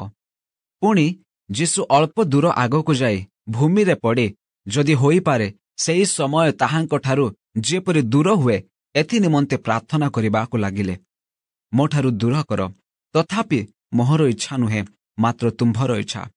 ସିମୋନ, ତୁମେ କ'ଣ ଶୋଇପଡ଼ିଲ? ଘଣ୍ଟାଏ ହେଲେ ଜାଗିପାରିଲ ନାହିଁ? ପରୀକ୍ଷାରେ ଯେପରି ନ ପଡ଼, ଏଥିପାଇଁ ଜାଗି ରହି ପ୍ରାର୍ଥନା କର। ଆତ୍ମା ଇଚ୍ଛୁକ ସତ୍ୟ, ମାତ୍ର ଶରୀର ଦୁର୍ବଳ। ସେ ପୁନର୍ବାର ଯାଇ ପୂର୍ବପରି କଥା କହି ପ୍ରାର୍ଥନା କଲେ। ପୁନଶ୍ଚ ସେ ଆସି ସେମାନଙ୍କୁ ନିଦ୍ରିତ ଦେଖିଲେ, କାରଣ ସେମାନଙ୍କ ଆଖି ମାଡ଼ି ପଡ଼ୁଥିଲା, ଆଉ ସେମାନେ ତାହାଙ୍କୁ କି ଉତ୍ତର ଦେବେ ତାହା ଜାଣିନଥିଲେ। ଯୀଶୁ ତୃତୀୟ ଥର ଆସି ଶିଷ୍ୟମାନଙ୍କୁ କହିଲେ, ଅଳ୍ପ କ୍ଷଣ ଶୟନ କରି ବିଶ୍ରାମ କର। ଯଥେଷ୍ଟ ହେଲାଣି, ସେହି ସମୟ ଉପସ୍ଥିତ। ଦେଖ, ମନୁଷ୍ୟପୁତ୍ର ପାପୀମାନଙ୍କ ହସ୍ତରେ ସମର୍ପିତ ହେଉଅଛନ୍ତି। ଉଠ, ଆମ୍ଭେମାନେ ଯିବା। ଦେଖ, ଯେ ମୋତେ ଶତ୍ରୁ ହସ୍ତରେ ସମର୍ପଣ କରୁଅଛି, ସେ ନିକଟବର୍ତ୍ତୀ। ଯୀଶୁ ଶତ୍ରୁ ହସ୍ତରେ ସମର୍ପିତ। ଆଉ ତତ୍କ୍ଷଣାତ୍ ଯୀଶୁ କଥା କହୁଥିବା ସମୟରେ 12ଙ୍କ ମଧ୍ୟରୁ ଜିହୁଦା ନାମକ ଜଣେ ଏବଂ ତାହା ସହିତ ପ୍ରଧାନ ଯାଜକ, ଶାସ୍ତ୍ରୀ ଓ ପ୍ରାଚୀନ ବର୍ଗଙ୍କଠାରୁ ଲୋକସମୂହ ଖଡ୍ଗ ଓ ଠେଙ୍ଗା ଧରି ଆସିଲେ। ତାହାଙ୍କୁ ଶତ୍ରୁ ହସ୍ତରେ ସମର୍ପଣକାରୀ ସେମାନଙ୍କୁ ଏହି ସଙ୍କେତ ଦେଇ କହିଥିଲା, ମୁଁ ଯାହାଙ୍କୁ ଚୁମ୍ବନ କରିବି ସେ ସେହି। ତାହାଙ୍କୁ ଧରି ସାବଧାନରେ ଘେନିଯିବ। ଏଣୁ ସେ ସେହି କ୍ଷଣି ତାହାଙ୍କ ପାଖକୁ ଯାଇ ହେ ଗୁରୁ ବୋଲି କହି ତାହାଙ୍କୁ ଚୁମ୍ବନ କଲା। ସେଥିରେ ସେମାନେ ତାହାଙ୍କ ଉପରେ ହାତ ପକାଇ ତାହାଙ୍କୁ ଧରିଲେ। କିନ୍ତୁ ପାଖରେ ଠିଆ ହୋଇଥିବା ଲୋକମାନଙ୍କ ମଧ୍ୟରୁ ଜଣେ ଖଣ୍ଡା ବାହାର କଲେ ଏବଂ ମହାଯାଜକଙ୍କ ଦାସକୁ ଆଘାତ କରି ତାହାର କାନ କାଟି ପକାଇଲେ। ଯୀଶୁ ସେମାନଙ୍କୁ ଉତ୍ତର ଦେଲେ, ଡକାୟତ ବିରୁଦ୍ଧରେ ବାହାରିବା ପରି ଖଣ୍ଡା ଓ ଠେଙ୍ଗା ଘେନି ତୁମ୍ଭେମାନେ କ'ଣ ମୋତେ ଧରିବାକୁ ଆସିଲ? ମୁଁ ପ୍ରତିଦିନ ତୁମ୍ଭମାନଙ୍କ ସହିତ ମନ୍ଦିରରେ ଥାଇ ଶିକ୍ଷା ଦେଉଥିଲି, କିନ୍ତୁ ତୁମ୍ଭେମାନେ ମୋତେ ଧରିଲ ନାହିଁ। ମାତ୍ର ଧର୍ମଶାସ୍ତ୍ରର ବାକ୍ୟ ସମୂହ ଯେପରି ସଫଳ ହୁଏ, ସେଥି ନିମନ୍ତେ ଏହି ସମସ୍ତ ଘଟୁଅଛି। ସେତେବେଳେ ସମସ୍ତେ ତାହାଙ୍କୁ ଛାଡ଼ି ପଳାଇଗଲେ। କିନ୍ତୁ ଜଣେ ଯୁବା ଉଲଗ୍ନ ଦେହରେ ଖଣ୍ଡେ ସରୁ ଚାଦର ଘୋଡ଼ାଇ ହୋଇ ତାହାଙ୍କ ପଛେ ପଛେ ଯାଉଥିଲା। ସେମାନେ ତାହାକୁ ଧରିଲେ, ମାତ୍ର ସେ ସେହି ସରୁ ଚାଦର ଖଣ୍ଡିକ ଛାଡ଼ିଦେଇ ଖାଲି ଦେହରେ ପଳାଇଗଲା। ଯୀଶୁ ମନ୍ଦିରରୁ ବାହାରି ଯାଉଥିବା ସମୟରେ ତାହାଙ୍କ ଶିଷ୍ୟମାନଙ୍କ ମଧ୍ୟରୁ ଜଣେ ତାହାଙ୍କୁ କହିଲେ, ହେ ଗୁରୁ, ଦେଖନ୍ତୁ କିପରି ପ୍ରସ୍ତର ଓ କିପରି ପ୍ରାସାଦ। ସେଥିରେ ଯୀଶୁ ତାହାଙ୍କୁ କହିଲେ, ତୁମ୍ଭେ କ'ଣ ଏହି ସମସ୍ତ ବୃହତ୍ ପ୍ରାସାଦ ଦେଖୁଅଛ? ଏକ ପ୍ରସ୍ତର ଅନ୍ୟ ପ୍ରସ୍ତର ଉପରେ ରହିବ ନାହିଁ, ସମସ୍ତ ହିଁ ଭୂମିସାତ୍ ହେବ। ଯୁଗ ଶେଷର ଲକ୍ଷଣ। ପରେ ସେ ଜିତ ପର୍ବତ ଉପରେ ମନ୍ଦିର ସମ୍ମୁଖରେ ବସନ୍ତେ ପିତର, ଯାକୁବ, ଯୋହନ ଓ ଆନ୍ଦ୍ରିୟ ତାହାଙ୍କୁ ଗୋପନରେ ପଚାରିବାକୁ ଲାଗିଲେ, ଏସବୁ କେବେ ଘଟିବ? ପୁଣି ଯେଉଁ ସମୟରେ ଏହିସବୁ ସଫଳ ହେବା ସନ୍ନିକଟ ହେବ, ସେ ସମୟର ଲକ୍ଷଣ କ'ଣ, ତାହା ଆମ୍ଭମାନଙ୍କୁ କହନ୍ତୁ। ସେଥିରେ ଯୀଶୁ ସେମାନଙ୍କୁ କହିବାକୁ ଲାଗିଲେ, ସାବଧାନ, କେହି ଯେପରି ତୁମ୍ଭମାନଙ୍କୁ ଭ୍ରାନ୍ତ ନ କରେ। ଅନେକେ ମୋ ନାମରେ ଆସି ମୁଁ ଖ୍ରୀଷ୍ଟ ବୋଲି କହି ଅନେକଙ୍କୁ ଭ୍ରାନ୍ତ କରିବେ। ମାତ୍ର ତୁମ୍ଭେମାନେ ଯେତେବେଳେ ଯୁଦ୍ଧର ବିଷୟ ଓ ସଂଗ୍ରାମର ଜନରବ ଶୁଣିବ, ସେତେବେଳେ ବ୍ୟାକୁଳ ହୁଅ ନାହିଁ। ଏହି ସମସ୍ତ ଅବଶ୍ୟ ଘଟିବ, କିନ୍ତୁ ସେହି କାଳ ସୁଦ୍ଧା ଯୁଗାନ୍ତ ନୁହେଁ। କାରଣ ଜାତି ବିପକ୍ଷରେ ଜାତି ଓ ରାଜ୍ୟ ବିପକ୍ଷରେ ରାଜ୍ୟ ଉଠିବ। ପୁଣି ସ୍ଥାନେ ସ୍ଥାନେ ଭୂମିକମ୍ପ ହେବ ଓ ଦୁର୍ଭିକ୍ଷ ପଡ଼ିବ। ଏହି ସମସ୍ତ ପ୍ରସବ ବେଦନାର ଆରମ୍ଭ ମାତ୍ର। କିନ୍ତୁ ତୁମ୍ଭେମାନେ ଆପଣା ଆପଣା ବିଷୟରେ ସାବଧାନ ହୋଇଥାଅ। ଲୋକେ ତୁମ୍ଭମାନଙ୍କୁ ବିଚାର ସଭାମାନଙ୍କରେ ସମର୍ପଣ କରିବେ। ଆଉ ତୁମ୍ଭେମାନେ ସମାଜ ଗୃହଗୁଡ଼ିକରେ ପ୍ରହାରିତ ହେବ ଏବଂ ମୋ ସକାଶେ ଶାସନକର୍ତ୍ତା ଓ ରାଜାମାନଙ୍କ ଛାମୁରେ ସେମାନଙ୍କ ପ୍ରତି ସାକ୍ଷ୍ୟ ଦେବା ନିମନ୍ତେ ଠିଆ କରାଯିବ। ପୁଣି ସମସ୍ତ ଜାତି ନିକଟରେ ସୁସମାଚାର ପ୍ରଥମରେ ଅବଶ୍ୟ ଘୋଷଣା କରାଯିବ। ଏଣୁ ଯେତେବେଳେ ଲୋକେ ତୁମ୍ଭମାନଙ୍କୁ ଘେନିଯାଇ ସମର୍ପଣ କରିବେ, ସେତେବେଳେ ତୁମ୍ଭେମାନେ କ'ଣ କହିବ ସେ ବିଷୟରେ ପୂର୍ବରୁ ଚିନ୍ତିତ ହୁଅ ନାହିଁ। କିନ୍ତୁ ସେହି ସମୟରେ ତୁମ୍ଭମାନଙ୍କୁ ଯାହା ଦିଆଯିବ ତାହା କୁହ, କାରଣ ତୁମ୍ଭେମାନେ ବକ୍ତା ନୁହଁ, ମାତ୍ର ପବିତ୍ର ଆତ୍ମା ବକ୍ତା ଅଟନ୍ତି। ଭାଇ ଭାଇକୁ ଓ ପିତା ପୁତ୍ରକୁ ମୃତ୍ୟୁ ଭୋଗ କରିବା ନିମନ୍ତେ ସମର୍ପଣ କରିବେ। ପୁଣି ସନ୍ତାନମାନେ ପିତା ମାତାଙ୍କ ବିରୁଦ୍ଧରେ ଉଠି ସେମାନଙ୍କୁ ବଧ କରିବେ। ଆଉ ମୋହର ନାମ ସକାଶେ ତୁମ୍ଭେମାନେ ସମସ୍ତଙ୍କ ଦ୍ୱାରା ଘୃଣିତ ହେବ, ମାତ୍ର ଯେ ଶେଷ ପର୍ଯ୍ୟନ୍ତ ଧୈର୍ଯ୍ୟ ଧରି ରହିବ ସେ ପରିତ୍ରାଣ ପାଇବ। ମହାସଙ୍କଟ କାଳ। କିନ୍ତୁ ତୁମ୍ଭେମାନେ ଯେତେବେଳେ ସେ ଧ୍ୱଂସକାରୀ ଘୃଣ୍ୟ ବସ୍ତୁକୁ ଯେଉଁଠାରେ ଅବସ୍ଥିତ ହେବା ଉଚିତ ନୁହେଁ ସେଠାରେ ଅବସ୍ଥିତ ଦେଖିବ, ସେତେବେଳେ ଯେଉଁମାନେ ଜିହୁଦିଆ ପ୍ରଦେଶରେ ଥାଆନ୍ତି ସେମାନେ ପର୍ବତମାଳାକୁ ପଳାଇ ଯାଆନ୍ତୁ। ଯେ ଛାତ ଉପରେ ଥାଏ ସେ ଆପଣା ଘରୁ କୌଣସି ପଦାର୍ଥ ଘେନି ଯିବା ପାଇଁ ଓହ୍ଲାଇ ନ ଆସୁ ବା ଭିତରକୁ ନ ଯାଉ। ପୁଣି ଯେ କ୍ଷେତରେ ଥାଏ ସେ ଆପଣା ବସ୍ତ୍ର ଘେନି ଯିବା ପାଇଁ ଫେରି ନ ଯାଉ।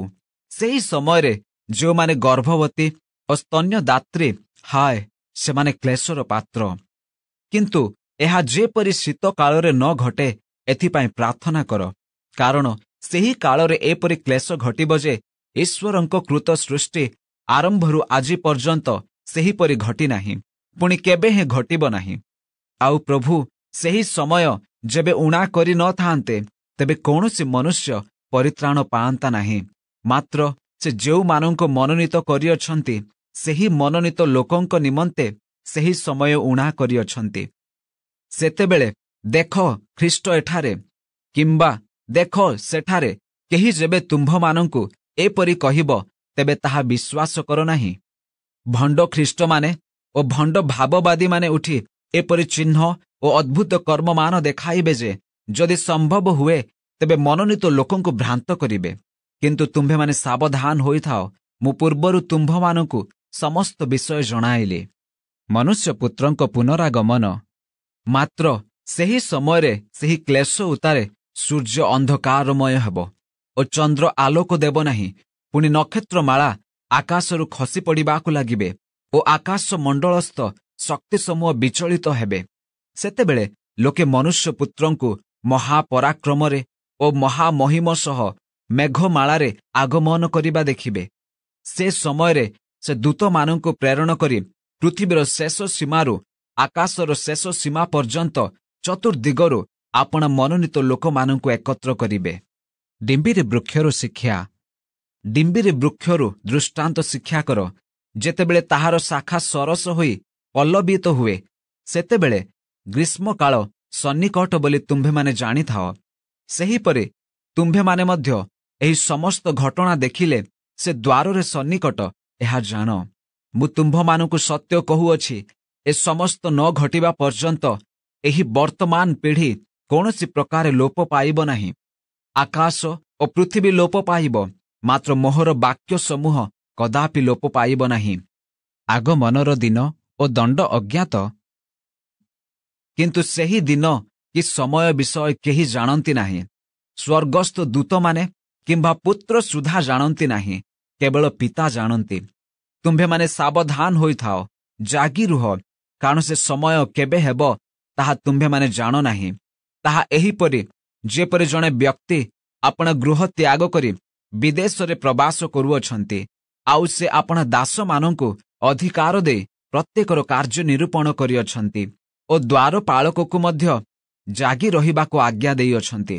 ଅତଏବ କାଳେ ଗୃହକର୍ତ୍ତା ହଠାତ୍ ଆସି ତୁମ୍ଭମାନଙ୍କୁ ନିଦ୍ରିତ ଦେଖନ୍ତି, ଏଥି ନିମନ୍ତେ ଜାଗ୍ରତ ଥାଅ, କାରଣ ସେ ସନ୍ଧ୍ୟାବେଳେ କିମ୍ବା ଅଧରାତିରେ କିମ୍ବା କୁକୁଡ଼ା ଡାକିବା ସମୟରେ କିମ୍ବା ସକାଳେ କେତେବେଳେ ଯେ ଆସିବେ ତାହା ତୁମ୍ଭେମାନେ ଜାଣ ନାହିଁ। ମୁଁ ତୁମ୍ଭମାନଙ୍କୁ ଯାହା କହୁଅଛି ତାହା ସମସ୍ତଙ୍କୁ କହୁଅଛି, ଜାଗ୍ରତ ଥାଅ। ଯୀଶୁଙ୍କ ବିରୁଦ୍ଧରେ ଚକ୍ରାନ୍ତ। ନିସ୍ତାର ପର୍ବ ଓ ଖମିର ଶୂନ୍ୟ ରୁଟିର ପର୍ବ ପଡ଼ିବାକୁ 2 ଦିନ ଥିଲା। ସେହି ସମୟରେ ପ୍ରଧାନ ଯାଜକ ଓ ଶାସ୍ତ୍ରୀମାନେ କିପରି ଯୀଶୁଙ୍କୁ ଛଳରେ ଧରି ବଧ କରିପାରନ୍ତି ସେଥିର ଉପାୟ ଖୋଜୁଥିଲେ। କାରଣ ସେମାନେ କହିଲେ, ପର୍ବ ସମୟରେ ନୁହେଁ, କାଳେ ଲୋକଙ୍କ ମଧ୍ୟରେ ଗଣ୍ଡଗୋଳ ହେବ। ବେଥନିଆରେ ପିତରଙ୍କୁ ଯୀଶୁଙ୍କ ଆଦେଶ।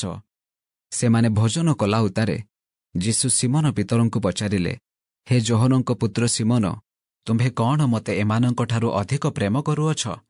ସେ ତାହାଙ୍କୁ କହିଲେ, ହଁ ପ୍ରଭୁ, ମୁଁ ଯେ ଆପଣଙ୍କୁ ସ୍ନେହ କରୁଅଛି ତାହା ଆପଣ ଜାଣନ୍ତି। ସେ ତାହାଙ୍କୁ କହିଲେ, ମୋହର ମେଷ ଶାବକମାନଙ୍କୁ ଚରାଅ। ସେ ପୁନର୍ବାର ଦ୍ୱିତୀୟ ଥର ତାହାଙ୍କୁ ପଚାରିଲେ, ହେ ଯୋହନଙ୍କ ପୁତ୍ର ସିମୋନ, ତୁମ୍ଭେ କ'ଣ ମୋତେ ପ୍ରେମ କରୁଅଛ? ସେ ତାହାଙ୍କୁ କହିଲେ, ହଁ ପ୍ରଭୁ, ମୁଁ ଯେ ଆପଣଙ୍କୁ ସ୍ନେହ କରୁଅଛି ତାହା ଆପଣ ଜାଣନ୍ତି। ସେ ତାହାଙ୍କୁ କହିଲେ, ମୋହର ମେଷମାନଙ୍କୁ ପ୍ରତିପାଳନ କର। ସେ ତୃତୀୟ ଥର ତାହାଙ୍କୁ ପଚାରିଲେ, ହେ ଯୋହନଙ୍କ ପୁତ୍ର ସିମୋନ, ତୁମ୍ଭେ କ'ଣ ମୋତେ ସ୍ନେହ କରୁଅଛ? ତୁମ୍ଭେ କ'ଣ ମୋତେ ସ୍ନେହ କରୁଅଛ? ଏହା କହି ସେ ତୃତୀୟ ଥର ପିତରଙ୍କୁ ପଚାରିବାରୁ ସେ ଦୁଃଖିତ ହୋଇ ତାହାଙ୍କୁ କହିଲେ, ପ୍ରଭୁ, ଆପଣ ସମସ୍ତ ବିଷୟ ଜାଣନ୍ତି। ମୁଁ ଯେ ଆପଣଙ୍କୁ ସ୍ନେହ କରୁଅଛି ତାହା ଆପଣ ଜାଣନ୍ତି। ଯୀଶୁ ତାହାଙ୍କୁ କହିଲେ, ମୋହର ମେଷମାନଙ୍କୁ ଚରାଅ। ସତ୍ୟ ସତ୍ୟ ମୁଁ ତୁମ୍ଭକୁ କହୁଅଛି, ଯୁବକ ଥିବା ସମୟରେ ତୁମ୍ଭେ ଆପଣା କଟି ବନ୍ଧନ କରି ଯେଉଁଆଡ଼େ ଇଚ୍ଛା ସେହିଆଡ଼େ ଭ୍ରମଣ କରୁଥିଲ। କିନ୍ତୁ ବୃଦ୍ଧ ହେଲେ ତୁମ୍ଭେ ଆପଣା ହସ୍ତ ବିସ୍ତାର କରିବ ଓ ଅନ୍ୟ ଜଣେ ତୁମ୍ଭର କଟି ବନ୍ଧନ କରି ଯେଉଁଆଡ଼େ ତୁମ୍ଭର ଇଚ୍ଛା ନଥିବ ସେଆଡ଼େ ତୁମ୍ଭକୁ ଘେନିଯିବ। ସେ କେଉଁ ପ୍ରକାର ମୃତ୍ୟୁଭୋଗ ଦ୍ୱାରା ଈଶ୍ୱରଙ୍କୁ ଗୌରବାନ୍ୱିତ କରିବେ ସେଥିର ସୂଚନା ଦେଇ ସେ ଏହା କହିଲେ। ଏହା କହିଲା ଉତ୍ତାରେ ସେ ତାହାଙ୍କୁ କହିଲେ, ମୋହର ଅନୁଗାମୀ ହୁଅ। ଶିଶୁ ପ୍ରିୟ ଯୀଶୁ। ଯୀଶୁ ଯେପରି ଶିଶୁମାନଙ୍କୁ ସ୍ପର୍ଶ କରନ୍ତି, ଏଥିପାଇଁ ଲୋକେ ଶିଶୁମାନଙ୍କୁ ତାହାଙ୍କ ନିକଟକୁ ଆଣିବାକୁ ଲାଗିଲେ। ମାତ୍ର ଶିଷ୍ୟମାନେ ସେମାନଙ୍କୁ ଧମକ ଦେଲେ। ଯୀଶୁ ତାହା ଦେଖି ବିରକ୍ତ ହୋଇ ସେମାନଙ୍କୁ କହିଲେ, ଶିଶୁମାନଙ୍କୁ ମୋ ନିକଟକୁ ଆସିବାକୁ ଦିଅ, ସେମାନଙ୍କୁ ମନା କର ନାହିଁ, କାରଣ ଈଶ୍ୱରଙ୍କ ରାଜ୍ୟ ଏହି ପ୍ରକାର ଲୋକମାନଙ୍କର। ମୁଁ ତୁମ୍ଭମାନଙ୍କୁ ସତ୍ୟ କହୁଅଛି, ଯେ କେହି ଶିଶୁ ପରି ଈଶ୍ୱରଙ୍କ ରାଜ୍ୟ ଗ୍ରହଣ ନ କରେ ସେ କୌଣସି ପ୍ରକାରେ ସେଥିରେ ପ୍ରବେଶ କରିବ ନାହିଁ। ପୁଣି ଯୀଶୁ ଶିଶୁମାନଙ୍କୁ କୋଳରେ ଘେନି ଓ ସେମାନଙ୍କ ଉପରେ ହାତ ଥୋଇ ସେମାନଙ୍କୁ ଆଶୀର୍ବାଦ କଲେ।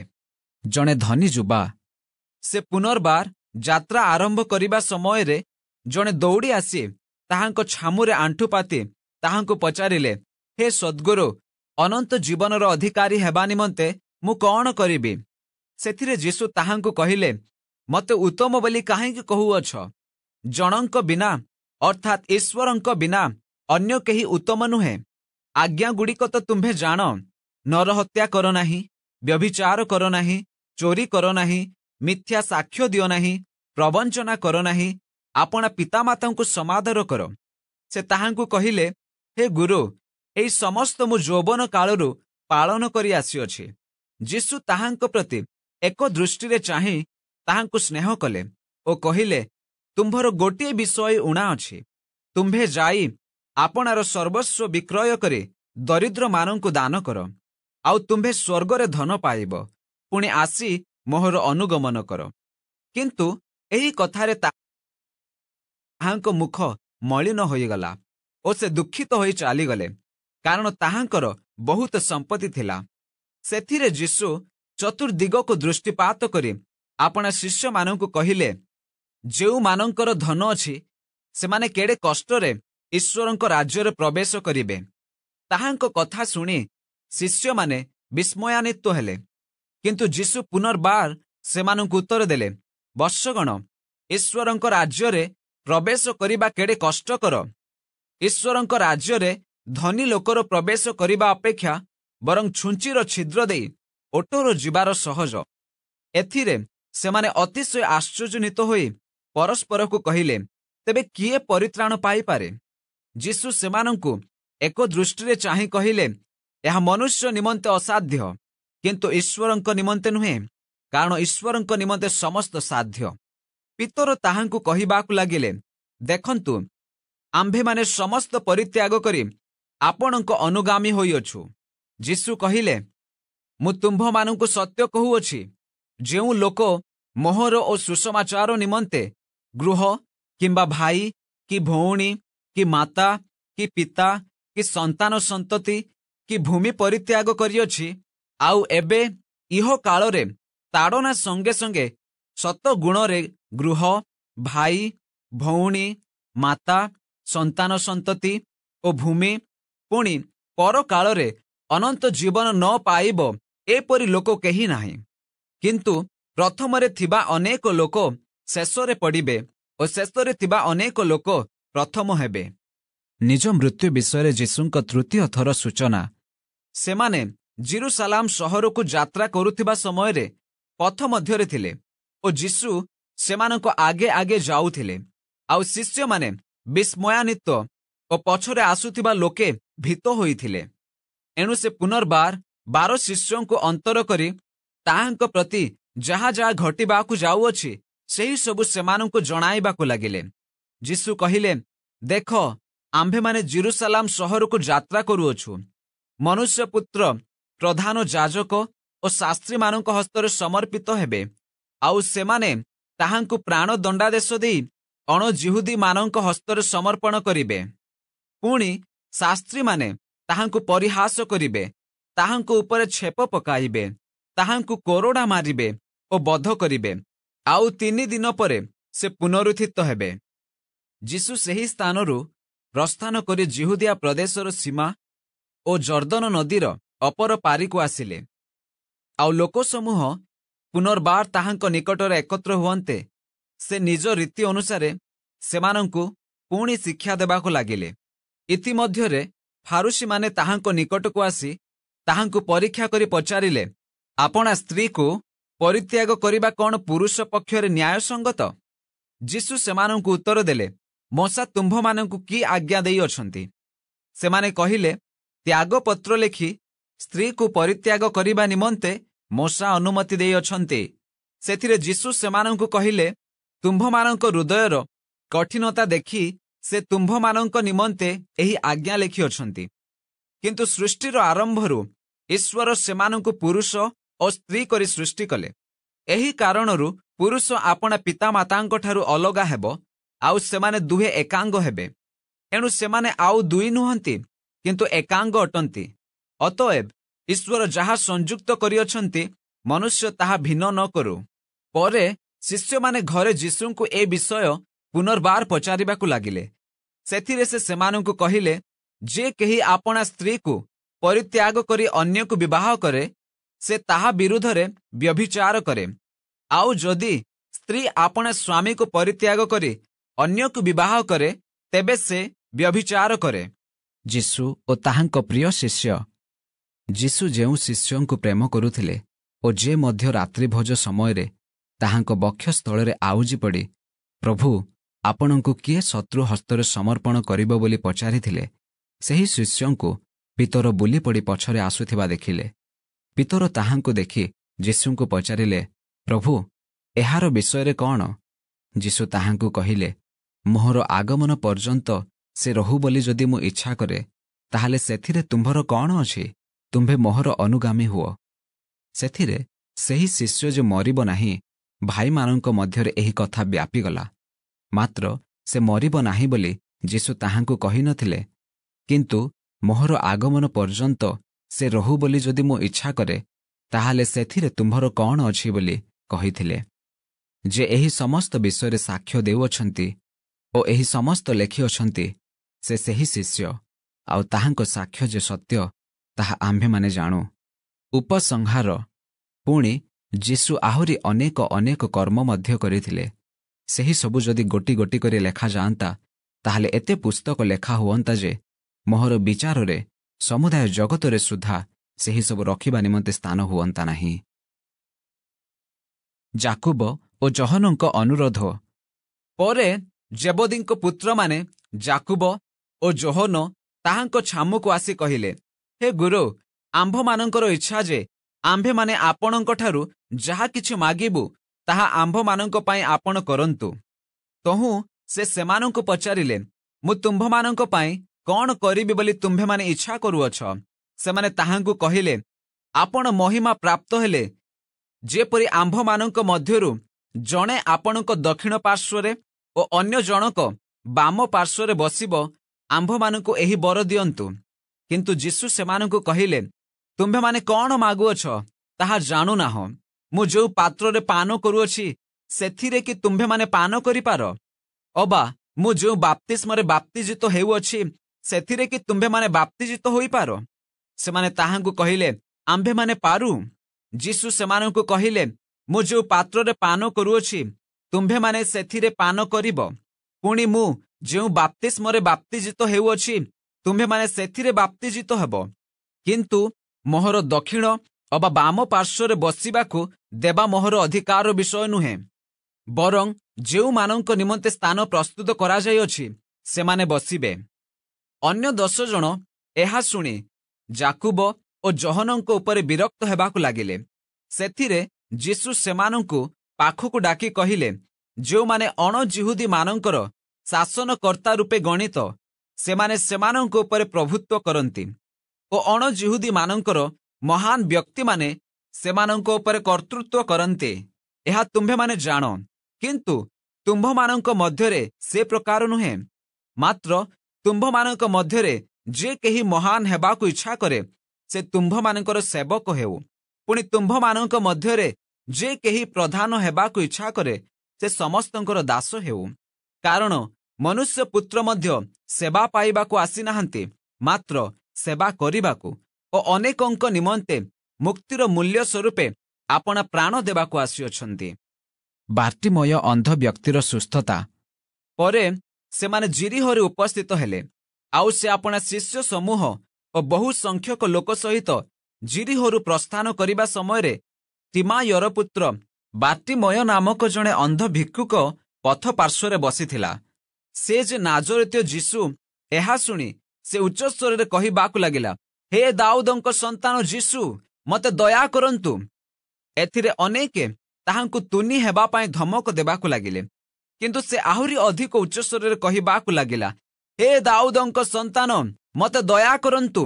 ସେଥିରେ ଯୀଶୁ ଠିଆ ହୋଇ କହିଲେ, ତାହାକୁ ଡାକ। ସେମାନେ ସେହି ଅନ୍ଧ ଲୋକଟିକୁ ଡାକି କହିଲେ, ସାହସ ଧର, ଉଠ, ସେ ତୁମ୍ଭକୁ ଡାକୁଅଛନ୍ତି। ତହିଁରେ ସେ ଆପଣା ଚାଦର ଫୋପାଡ଼ି ଦେଇ ଉଠି ଯୀଶୁଙ୍କ ନିକଟକୁ ଆସିଲା। ଯୀଶୁ ତାହାକୁ ଉତ୍ତର ଦେଲେ, ମୁଁ ତୁମ୍ଭ ପାଇଁ କ'ଣ କରିବି ବୋଲି ତୁମ୍ଭେ ଇଚ୍ଛା କରୁଅଛ? ସେହି ଅନ୍ଧ ଲୋକଟି ତାହାଙ୍କୁ କହିଲା, ହେ ଗୁରୁ, ମୁଁ ଯେପରି ଦୃଷ୍ଟି ପାଏ। ଯୀଶୁ ତାହାକୁ କହିଲେ, ଯାଅ, ତୁମ୍ଭର ବିଶ୍ୱାସ ତୁମ୍ଭକୁ ସୁସ୍ଥ କରିଅଛି। ତତ୍କ୍ଷଣାତ୍ ସେ ଦୃଷ୍ଟି ପାଇ ପଥରେ ତାହାଙ୍କ ପଛେ ପଛେ ଚାଲିବାକୁ ଲାଗିଲା। ଯୀଶୁ ମନ୍ଦିରରୁ ବାହାରି ଯାଉଥିବା ସମୟରେ ତାହାଙ୍କ ଶିଷ୍ୟମାନଙ୍କ ମଧ୍ୟରୁ ଜଣେ ତାହାଙ୍କୁ କହିଲେ, ହେ ଗୁରୁ, ଦେଖନ୍ତୁ, କିପରି ପ୍ରସ୍ତର ଓ କିପରି ପ୍ରାସାଦ। ସେଥିରେ ଯୀଶୁ ତାହାଙ୍କୁ କହିଲେ, ତୁମ୍ଭେ କ'ଣ ଏହି ସମସ୍ତ ବୃହତ୍ ପ୍ରାସାଦ ଦେଖୁଅଛ?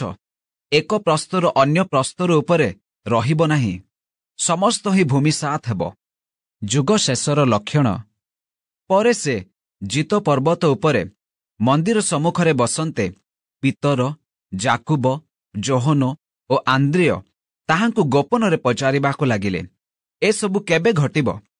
ପୁଣି ଯେଉଁ ସମୟରେ ଏହିସବୁ ସଫଳ ହେବା ସନ୍ନିକଟ ହେବ, ସେ ସମୟର ଲକ୍ଷଣ କ'ଣ, ତାହା ଆମ୍ଭମାନଙ୍କୁ କହନ୍ତୁ। ସେଥିରେ ଯୀଶୁ ସେମାନଙ୍କୁ କହିବାକୁ ଲାଗିଲେ, ସାବଧାନ, କେହି ଯେପରି ତୁମ୍ଭମାନଙ୍କୁ ଭ୍ରାନ୍ତ ନ କରେ। ଅନେକେ ମୋ ନାମରେ ଆସି ମୁଁ ଖ୍ରୀଷ୍ଟ ବୋଲି କହି ଅନେକଙ୍କୁ ଭ୍ରାନ୍ତ କରିବେ। ମାତ୍ର ତୁମ୍ଭେମାନେ ଯେତେବେଳେ ଯୁଦ୍ଧର ବିଷୟ ଓ ସଂଗ୍ରାମର ଜନରବ ଶୁଣିବ, ସେତେବେଳେ ବ୍ୟାକୁଳ ହୁଅ ନାହିଁ। ଏହି ସମସ୍ତ ଅବଶ୍ୟ ଘଟିବ, କିନ୍ତୁ ସେହି କାଳ ସୁଦ୍ଧା ଯୁଗାନ୍ତ ନୁହେଁ। କାରଣ ଜାତି ବିପକ୍ଷରେ ଜାତି ଓ ରାଜ୍ୟ ବିପକ୍ଷରେ ରାଜ୍ୟ ଉଠିବ। ପୁଣି ସ୍ଥାନେ ସ୍ଥାନେ ଭୂମିକମ୍ପ ହେବ ଓ ଦୁର୍ଭିକ୍ଷ ପଡ଼ିବ। ଏହି ସମସ୍ତ ପ୍ରସବ ବେଦନାର ଆରମ୍ଭ ମାତ୍ର। କିନ୍ତୁ ତୁମ୍ଭେମାନେ ଆପଣା ଆପଣା ବିଷୟରେ ସାବଧାନ ହୋଇଥାଅ। ଲୋକେ ତୁମ୍ଭମାନଙ୍କୁ ବିଚାର ସଭାମାନଙ୍କରେ ସମର୍ପଣ କରିବେ, ଆଉ ତୁମ୍ଭେମାନେ ସମାଜ ଗୃହଗୁଡ଼ିକରେ ପ୍ରହାରିତ ହେବ ଏବଂ ମୋ ସକାଶେ ଶାସନକର୍ତ୍ତା ଓ ରାଜାମାନଙ୍କ ଛାମୁରେ ସେମାନଙ୍କ ପ୍ରତି ସାକ୍ଷ୍ୟ ଦେବା ନିମନ୍ତେ ଠିଆ କରାଯିବ। ପୁଣି ସମସ୍ତ ଜାତି ନିକଟରେ ସୁସମାଚାର ପ୍ରଥମରେ ଅବଶ୍ୟ ଘୋଷଣା କରାଯିବ। ଏଣୁ ଯେତେବେଳେ ଲୋକେ ତୁମ୍ଭମାନଙ୍କୁ ଘେନିଯାଇ ସମର୍ପଣ କରିବେ, ସେତେବେଳେ ତୁମ୍ଭେମାନେ କ'ଣ କହିବ ସେ ବିଷୟରେ ପୂର୍ବରୁ ଚିନ୍ତିତ ହୁଅ ନାହିଁ, କିନ୍ତୁ ସେହି ସମୟରେ ତୁମ୍ଭମାନଙ୍କୁ ଯାହା ଦିଆଯିବ ତାହା କୁହ, କାରଣ ତୁମ୍ଭେମାନେ ବକ୍ତା ନୁହଁ, ମାତ୍ର ପବିତ୍ର ଆତ୍ମା ବକ୍ତା ଅଟନ୍ତି। ଭାଇ ଭାଇକୁ ଓ ପିତା ପୁତ୍ରକୁ ମୃତ୍ୟୁ ଭୋଗ କରିବା ନିମନ୍ତେ ସମର୍ପଣ କରିବେ। ପୁଣି ସନ୍ତାନମାନେ ପିତା ମାତାଙ୍କ ବିରୁଦ୍ଧରେ ଉଠି ସେମାନଙ୍କୁ ବଧ କରିବେ। ଆଉ ମୋହର ନାମ ସକାଶେ ତୁମ୍ଭେମାନେ ସମସ୍ତଙ୍କ ଦ୍ୱାରା ଘୃଣିତ ହେବ, ମାତ୍ର ଯେ ଶେଷ ପର୍ଯ୍ୟନ୍ତ ଧୈର୍ଯ୍ୟ ଧରି ରହିବ ସେ ପରିତ୍ରାଣ ପାଇବ। ମହାସଙ୍କଟ କାଳ। କିନ୍ତୁ ତୁମ୍ଭେମାନେ ଯେତେବେଳେ ସେ ଧ୍ୱଂସକାରୀ ଘୃଣ୍ୟ ବସ୍ତୁକୁ ଯେଉଁଠାରେ ଅବସ୍ଥିତ ହେବା ଉଚିତ ନୁହେଁ ସେଠାରେ ଅବସ୍ଥିତ ଦେଖିବ, ସେତେବେଳେ ଯେଉଁମାନେ ଜିହୁଦିଆ ପ୍ରଦେଶରେ ଥାଆନ୍ତି ସେମାନେ ପର୍ବତମାଳାକୁ ପଳାଇ ଯାଆନ୍ତୁ। ଯେ ଛାତ ଉପରେ ଥାଏ ସେ ଆପଣା ଘରୁ କୌଣସି ପଦାର୍ଥ ଘେନି ଯିବା ପାଇଁ ଓହ୍ଲାଇ ନ ଆସୁ ବା ଭିତରକୁ ନ ଯାଉ। ପୁଣି ଯେ କ୍ଷେତରେ ଥାଏ ସେ ଆପଣା ବସ୍ତ୍ର ଘେନି ଯିବା ପାଇଁ ଫେରି ନ ଯାଉ। ସେହି ସମୟରେ ଯେଉଁମାନେ ଗର୍ଭବତୀ ଓ ସ୍ତନ୍ୟଦାତ୍ରୀ, ହାୟ ସେମାନେ କ୍ଲେଶର ପାତ୍ର। କିନ୍ତୁ ଏହା ଯେପରି ଶୀତ କାଳରେ ନ ଘଟେ ଏଥିପାଇଁ ପ୍ରାର୍ଥନା କର, କାରଣ ସେହି କାଳରେ ଏପରି କ୍ଲେଶ ଘଟିବ ଯେ ଈଶ୍ୱରଙ୍କ କୃତ ସୃଷ୍ଟି ଆରମ୍ଭରୁ ଆଜି ପର୍ଯ୍ୟନ୍ତ ସେହିପରି ଘଟିନାହିଁ, ପୁଣି କେବେ ହେଁ ଘଟିବ ନାହିଁ। ଆଉ ପ୍ରଭୁ ସେହି ସମୟ ଯେବେ ଉଣା କରି ନଥାନ୍ତେ ତେବେ କୌଣସି ମନୁଷ୍ୟ ପରିତ୍ରାଣ ପାଆନ୍ତା ନାହିଁ, ମାତ୍ର ସେ ଯେଉଁମାନଙ୍କୁ ମନୋନୀତ କରିଅଛନ୍ତି ସେହି ମନୋନୀତ ଲୋକଙ୍କ ନିମନ୍ତେ ସେହି ସମୟ ଉଣା କରିଅଛନ୍ତି। ସେତେବେଳେ ଦେଖ ଖ୍ରୀଷ୍ଟ ଏଠାରେ କିମ୍ବା ଦେଖ ସେଠାରେ କେହି ଯେବେ ତୁମ୍ଭମାନଙ୍କୁ ଏପରି କହିବ ତେବେ ତାହା ବିଶ୍ୱାସ କର ନାହିଁ। ଭଣ୍ଡ ଖ୍ରୀଷ୍ଟମାନେ ଓ ଭଣ୍ଡ ଭାବବାଦୀମାନେ ଉଠି ଏପରି ଚିହ୍ନ ଓ ଅଦ୍ଭୁତ କର୍ମମାନ ଦେଖାଇବେ ଯେ ଯଦି ସମ୍ଭବ ହୁଏ ତେବେ ମନୋନୀତ ଲୋକଙ୍କୁ ଭ୍ରାନ୍ତ କରିବେ। କିନ୍ତୁ ତୁମ୍ଭେମାନେ ସାବଧାନ ହୋଇଥାଅ, ମୁଁ ପୂର୍ବରୁ ତୁମ୍ଭମାନଙ୍କୁ ସମସ୍ତ ବିଷୟ ଜଣାଇଲି। ମନୁଷ୍ୟ ପୁତ୍ରଙ୍କ ପୁନରାଗମନ।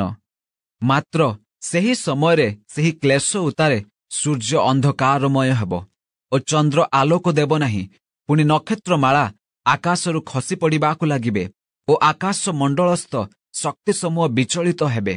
ସେତେବେଳେ ଲୋକେ ମନୁଷ୍ୟ ପୁତ୍ରଙ୍କୁ ମହାପରାକ୍ରମରେ ଓ ମହାମହିମ ସହ ମେଘମାଳାରେ ଆଗମନ କରିବା ଦେଖିବେ। ସେ ସମୟରେ ସେ ଦୂତମାନଙ୍କୁ ପ୍ରେରଣ କରି ପୃଥିବୀର ଶେଷ ସୀମାରୁ ଆକାଶର ଶେଷ ସୀମା ପର୍ଯ୍ୟନ୍ତ ଚତୁର୍ଦିଗରୁ ଆପଣା ମନୋନୀତ ଲୋକମାନଙ୍କୁ ଏକତ୍ର କରିବେ। ଡିମ୍ବିରି ବୃକ୍ଷରୁ ଶିକ୍ଷା। ଡିମ୍ବିରି ବୃକ୍ଷରୁ ଦୃଷ୍ଟାନ୍ତ ଶିକ୍ଷା କର। ଯେତେବେଳେ ତାହାର ଶାଖା ସରସ ହୋଇ ପଲ୍ଲବିତ ହୁଏ ସେତେବେଳେ ଗ୍ରୀଷ୍ମକାଳ ସନ୍ନିକଟ ବୋଲି ତୁମ୍ଭେମାନେ ଜାଣିଥାଅ। ସେହିପରି ତୁମ୍ଭେମାନେ ମଧ୍ୟ ଏହି ସମସ୍ତ ଘଟଣା ଦେଖିଲେ ସେ ଦ୍ୱାରରେ ସନ୍ନିକଟ ଏହା ଜାଣ। ମୁଁ ତୁମ୍ଭମାନଙ୍କୁ ସତ୍ୟ କହୁଅଛି, ଏ ସମସ୍ତ ନ ଘଟିବା ପର୍ଯ୍ୟନ୍ତ ଏହି ବର୍ତ୍ତମାନ ପିଢ଼ି କୌଣସି ପ୍ରକାରେ ଲୋପ ପାଇବ ନାହିଁ। ଆକାଶ ଓ ପୃଥିବୀ ଲୋପ ପାଇବ, ମାତ୍ର ମୋହର ବାକ୍ୟ ସମୂହ କଦାପି ଲୋପ ପାଇବ ନାହିଁ। ଆଗମନର ଦିନ ଓ ଦଣ୍ଡ ଅଜ୍ଞାତ, କିନ୍ତୁ ସେହି ଦିନ କି ସମୟ ବିଷୟ କେହି ଜାଣନ୍ତି ନାହିଁ, ସ୍ୱର୍ଗସ୍ଥ ଦୂତମାନେ କିମ୍ବା ପୁତ୍ର ସୁଦ୍ଧା ଜାଣନ୍ତି ନାହିଁ, କେବଳ ପିତା ଜାଣନ୍ତି। ତୁମ୍ଭେମାନେ ସାବଧାନ ହୋଇଥାଅ, ଜାଗି ରୁହ, କାରଣ ସେ ସମୟ କେବେ ହେବ ତାହା ତୁମ୍ଭେମାନେ ଜାଣ ନାହିଁ। ତାହା ଏହିପରି ଯେପରି ଜଣେ ବ୍ୟକ୍ତି ଆପଣା ଗୃହ ତ୍ୟାଗ କରି ବିଦେଶରେ ପ୍ରବାସ କରୁଅଛନ୍ତି, ଆଉ ସେ ଆପଣା ଦାସମାନଙ୍କୁ ଅଧିକାର ଦେଇ ପ୍ରତ୍ୟେକର କାର୍ଯ୍ୟ ନିରୂପଣ କରିଅଛନ୍ତି ଓ ଦ୍ୱାରପାଳକକୁ ମଧ୍ୟ ଜାଗି ରହିବାକୁ ଆଜ୍ଞା ଦେଇଅଛନ୍ତି। ଅତଏବ କାଳେ ଗୃହକର୍ତ୍ତା ହଠାତ୍ ଆସି ତୁମ୍ଭମାନଙ୍କୁ ନିଦ୍ରିତ ଦେଖନ୍ତି, ଏଥି ନିମନ୍ତେ ଜାଗ୍ରତ ଥାଅ, କାରଣ ସେ ସନ୍ଧ୍ୟାବେଳେ କିମ୍ବା ଅଧରାତିରେ କିମ୍ବା କୁକୁଡ଼ା ଡାକିବା ସମୟରେ କିମ୍ବା ସକାଳେ କେତେବେଳେ ଯେ ଆସିବେ ତାହା ତୁମ୍ଭେମାନେ ଜାଣ ନାହିଁ। ମୁଁ ତୁମ୍ଭମାନଙ୍କୁ ଯାହା କହୁଅଛି ତାହା ସମସ୍ତଙ୍କୁ କହୁଅଛି, ଜାଗ୍ରତ ଥାଅ। ଯୀଶୁଙ୍କ ବିରୁଦ୍ଧରେ ଚକ୍ରାନ୍ତ। ନିସ୍ତାର ପର୍ବ ଓ ଖମିର ଶୂନ୍ୟ ରୁଟିର ପର୍ବ ପଡ଼ିବାକୁ 2 ଦିନ ଥିଲା। ସେହି ସମୟରେ ପ୍ରଧାନ ଯାଜକ ଓ ଶାସ୍ତ୍ରୀମାନେ କିପରି ଯୀଶୁଙ୍କୁ ଛଳରେ ଧରି ବଧ କରିପାରନ୍ତି ସେଥିରୁ ଉପାୟ ଖୋଜୁଥିଲେ, କାରଣ ସେମାନେ କହିଲେ, ପର୍ବ ସମୟରେ ନୁହେଁ, କାଳେ ଲୋକଙ୍କ ମଧ୍ୟରେ ଗଣ୍ଡଗୋଳ ହେବ। ବେଥନିଆରେ ଯୀଶୁଙ୍କ ଅଭିଷେକ। ସେ ବେଥନିଆରେ କୁଷ୍ଠ ରୋଗରୁ ସୁସ୍ଥ ପାଇଥିବା ସିମୋନଙ୍କ ଗୃହରେ ଭୋଜନରେ ବସିଥିବା ସମୟରେ ଜଣେ ସ୍ତ୍ରୀ ଲୋକ ଗୋଟିଏ ପାତ୍ରରେ ବହୁମୂଲ୍ୟ ବିଶୁଦ୍ଧ ଜଟାମାଂସୀ ସୁଗନ୍ଧି ତୈଳ ଆଣି ସେହି ପାତ୍ର ଭାଙ୍ଗି ତାହାଙ୍କ ମସ୍ତକରେ ଢାଳିବାକୁ ଲାଗିଲେ। କିନ୍ତୁ କେତେକ ଲୋକ ବିରକ୍ତ ହୋଇ ପରସ୍ପରକୁ କହିଲେ, ତୈଳ କାହିଁକି ଏପରି ନଷ୍ଟ ହେଲା? ଏହି ତୈଳ ତ 300 ଦିନର ମଜୁରୀ ସମାନ ଟଙ୍କାରୁ ଅଧିକ ମୂଲ୍ୟରେ ବିକ୍ରୟ କରାଯାଇ ଦରିଦ୍ରମାନଙ୍କୁ ଦିଆଯାଇ ପାରିଥାନ୍ତା। ତେଣୁ ସେମାନେ ସେହି ସ୍ତ୍ରୀ ଲୋକକୁ ଗାଳି କରିବାକୁ ଲାଗିଲେ। କିନ୍ତୁ ଯୀଶୁ କହିଲେ, ତାହାକୁ ଛାଡ଼ିଦିଅ, କାହିଁକି ତାହାକୁ କଷ୍ଟ ଦେଉଅଛ? ସେ ମୋ ପ୍ରତି ଉତ୍ତମ କର୍ମ କରିଅଛି। କାରଣ ଦରିଦ୍ରମାନେ ତ ସର୍ବଦା ତୁମ୍ଭମାନଙ୍କ ନିକଟରେ ଅଛନ୍ତି, ଆଉ ତୁମ୍ଭମାନଙ୍କର ଯେତେବେଳେ ଇଚ୍ଛା ସେତେବେଳେ ସେମାନଙ୍କର ଉପକାର କରିପାର। ମାତ୍ର ମୁଁ ସର୍ବଦା ତୁମ୍ଭମାନଙ୍କ ନିକଟରେ ନଥିବି। ତାହାର ଯାହା ସାଧ୍ୟ ତାହା ସେ କରିଅଛି। ସେ ସମାଧି ନିମନ୍ତେ ମୋହର ଶରୀରକୁ ପୂର୍ବରୁ ତୈଳର ଅଭିଷେକ କରିଅଛି। ମୁଁ ତୁମ୍ଭମାନଙ୍କୁ ସତ୍ୟ କହୁଅଛି, ସମସ୍ତ ଜଗତର ଯେକୌଣସି ସ୍ଥାନରେ ସୁସମାଚାର ଘୋଷଣା କରାଯିବ, ସେ ସ୍ଥାନରେ ଏ ସ୍ତ୍ରୀ ଲୋକର ସ୍ମରଣାର୍ଥେ ତାହାର ଏହି କର୍ମର କଥା ମଧ୍ୟ କୁହାଯିବ। ଯୀଶୁଙ୍କୁ ଧରାଇ ଦେବା ପାଇଁ ଯିହୁଦୀର ସମ୍ମତି। ସେଥିରେ 12 ଶିଷ୍ୟମାନଙ୍କ ମଧ୍ୟରୁ ଇସ୍କାରିୟତ ଯିହୁଦା ନାମକ ଜଣେ ଯୀଶୁଙ୍କୁ ପ୍ରଧାନ ଯାଜକମାନଙ୍କ ହସ୍ତରେ ସମର୍ପଣ କରିବା ନିମନ୍ତେ ସେମାନଙ୍କ ନିକଟକୁ ଗଲା। ସେମାନେ ତାହା ଶୁଣି ଆନନ୍ଦିତ ହେଲେ ଓ ତାହାଙ୍କୁ ଟଙ୍କା ଦେବା ପାଇଁ ପ୍ରତିଜ୍ଞା କଲେ। ସେଥିରେ ସେ ତାହାଙ୍କୁ ସୁବିଧା ଅନୁସାରେ କିପରି ଧରାଇ ଦେଇପାରେ ଏହା ଅନ୍ୱେଷଣ କରିବାକୁ ଲାଗିଲା। ଶିଷ୍ୟଙ୍କ ସହ ଭୋଜ ପାଳନ ପରେ ଖମିର ଶୂନ୍ୟ ରୋଟି ପର୍ବର ପ୍ରଥମ ଦିନରେ, ଯେଉଁଦିନ ନିସ୍ତାର ପର୍ବର ମେଷ ଶାବକ ବଳିଦାନ କରାଯାଏ, ସେହି ଦିନ ତାହାଙ୍କ ଶିଷ୍ୟମାନେ ତାହାଙ୍କୁ ପଚାରିଲେ, ଆମ୍ଭେମାନେ ଯାଇ କେଉଁ ସ୍ଥାନରେ ଆପଣଙ୍କ ନିମନ୍ତେ ନିସ୍ତାର ପର୍ବର ଭୋଜ ପ୍ରସ୍ତୁତ କରିବୁ ବୋଲି ଆପଣ ଇଚ୍ଛା କରନ୍ତି? ସେଥିରେ ସେ ଆପଣା ଶିଷ୍ୟମାନଙ୍କ ମଧ୍ୟରୁ 2 ଜଣଙ୍କୁ ଏହା କହି ପଠାଇଲେ, ତୁମ୍ଭେମାନେ ନଗରକୁ ଯାଅ, ଆଉ ଜଳକୁମ୍ଭ ଘେନି ଯାଉଥିବା ଜଣେ ଲୋକ ତୁମ୍ଭମାନଙ୍କୁ ଭେଟିବ। ତାହାର ପଛେ ପଛେ ଯାଅ। ସେ ଯେଉଁ ଗୃହରେ ପ୍ରବେଶ କରିବ, ସେହି ଗୃହର କର୍ତ୍ତାଙ୍କୁ କୁହ, ଗୁରୁ ପଚାରୁଅଛନ୍ତି, ମୁଁ ମୋହର ଶିଷ୍ୟମାନଙ୍କ ସହିତ ଯେଉଁଠାରେ ନିସ୍ତାର ପର୍ବର ଭୋଜ ପାଳନ କରିବି, ମୋହର ସେହି ଅତିଥିଶାଳା କାହିଁ? ସେଥିରେ ସେ ତୁମ୍ଭମାନଙ୍କୁ ସୁସଜ୍ଜିତ ଓ ପ୍ରସ୍ତୁତ ଗୋଟିଏ ଉପରିସ୍ଥ ବୃହତ କୋଠରୀ ଦେଖାଇଦେବେ। ସେ ସ୍ଥାନରେ ଆମ୍ଭମାନଙ୍କ ପାଇଁ ପ୍ରସ୍ତୁତ କର। ତହିଁରେ ଶିଷ୍ୟମାନେ ପ୍ରସ୍ଥାନ କରି ନଗରରେ ପ୍ରବେଶ କଲେ। ପୁଣି ଯୀଶୁ ସେମାନଙ୍କୁ ଯେପରି କହିଥିଲେ ସେହିପରି ଦେଖି ନିସ୍ତାର ପର୍ବର ଭୋଜ ପ୍ରସ୍ତୁତ କଲେ। ସନ୍ଧ୍ୟା ହୁଅନ୍ତେ ସେ 12 ଶିଷ୍ୟଙ୍କ ସହିତ ଆସିଲେ। ସେମାନେ ବସି ଭୋଜନ କରୁଥିବା ସମୟରେ ଯୀଶୁ କହିଲେ, ମୁଁ ତୁମ୍ଭମାନଙ୍କୁ ସତ୍ୟ କହୁଅଛି, ତୁମ୍ଭମାନଙ୍କ ମଧ୍ୟରୁ ଜଣେ ଯେ କି ମୋ ସାଙ୍ଗରେ ଭୋଜନ କରୁଅଛି, ସେ ମୋତେ ଶତ୍ରୁ ହସ୍ତରେ ସମର୍ପଣ କରିବ। ସେଥିରେ ଶିଷ୍ୟମାନେ ଦୁଃଖିତ ହୋଇ ଜଣ ଜଣ କରି ତାହାଙ୍କୁ ପଚାରିବାକୁ ଲାଗିଲେ, ସେ କ'ଣ ମୁଁ? ଯୀଶୁ ସେମାନଙ୍କୁ କହିଲେ, 12 ଜଣଙ୍କ ମଧ୍ୟରୁ ଜଣେ ଯେ କି ମୋ ସହିତ ପାତ୍ରରେ ହାତ ବୁଡ଼ାଉଅଛି। ମନୁଷ୍ୟ ପୁତ୍ରଙ୍କ ବିଷୟରେ ଯେପରି ଲେଖା ଅଛି, ସେହିପରି ସେ ଯାଉଅଛନ୍ତି ସତ୍ୟ। କିନ୍ତୁ ଯେଉଁ ଲୋକ ଦ୍ୱାରା ମନୁଷ୍ୟ ପୁତ୍ର ଶତ୍ରୁ ହସ୍ତରେ ସମର୍ପିତ ହେଉଅଛନ୍ତି, ହାୟ ସେ ଦଣ୍ଡର ପାତ୍ର। ସେହି ଲୋକ ଜନ୍ମ ହୋଇନଥିଲେ ତାହା ପକ୍ଷରେ ଭଲ ହୋଇଥାନ୍ତା। ପ୍ରଭୁଭୋଜ ବିଧି ସ୍ଥାପନ। ସେମାନେ ଭୋଜନ କରୁଥିବା ସମୟରେ ଯୀଶୁ ରୁଟି ଘେନି ଆଶୀର୍ବାଦ କଲେ ଓ ତାହା ଭାଙ୍ଗି ସେମାନଙ୍କୁ ଦେଇ କହିଲେ, ନିଅ, ଏହା ମୋହର ଶରୀର। ପୁଣି ସେ ପାନପାତ୍ର ଘେନି ଧନ୍ୟବାଦ ଦେଇ ଶିଷ୍ୟମାନଙ୍କୁ ଦେଲେ ଓ ସମସ୍ତେ ସେଥିରୁ ପାନ କଲେ। ଆଉ ଯୀଶୁ ସେମାନଙ୍କୁ କହିଲେ, ଯେଉଁ ନିୟମର ରକ୍ତ ଅନେକଙ୍କ ନିମନ୍ତେ ଢାଳି ଦିଆଯାଏ, ଏ ମୋହର ସେହି ରକ୍ତ।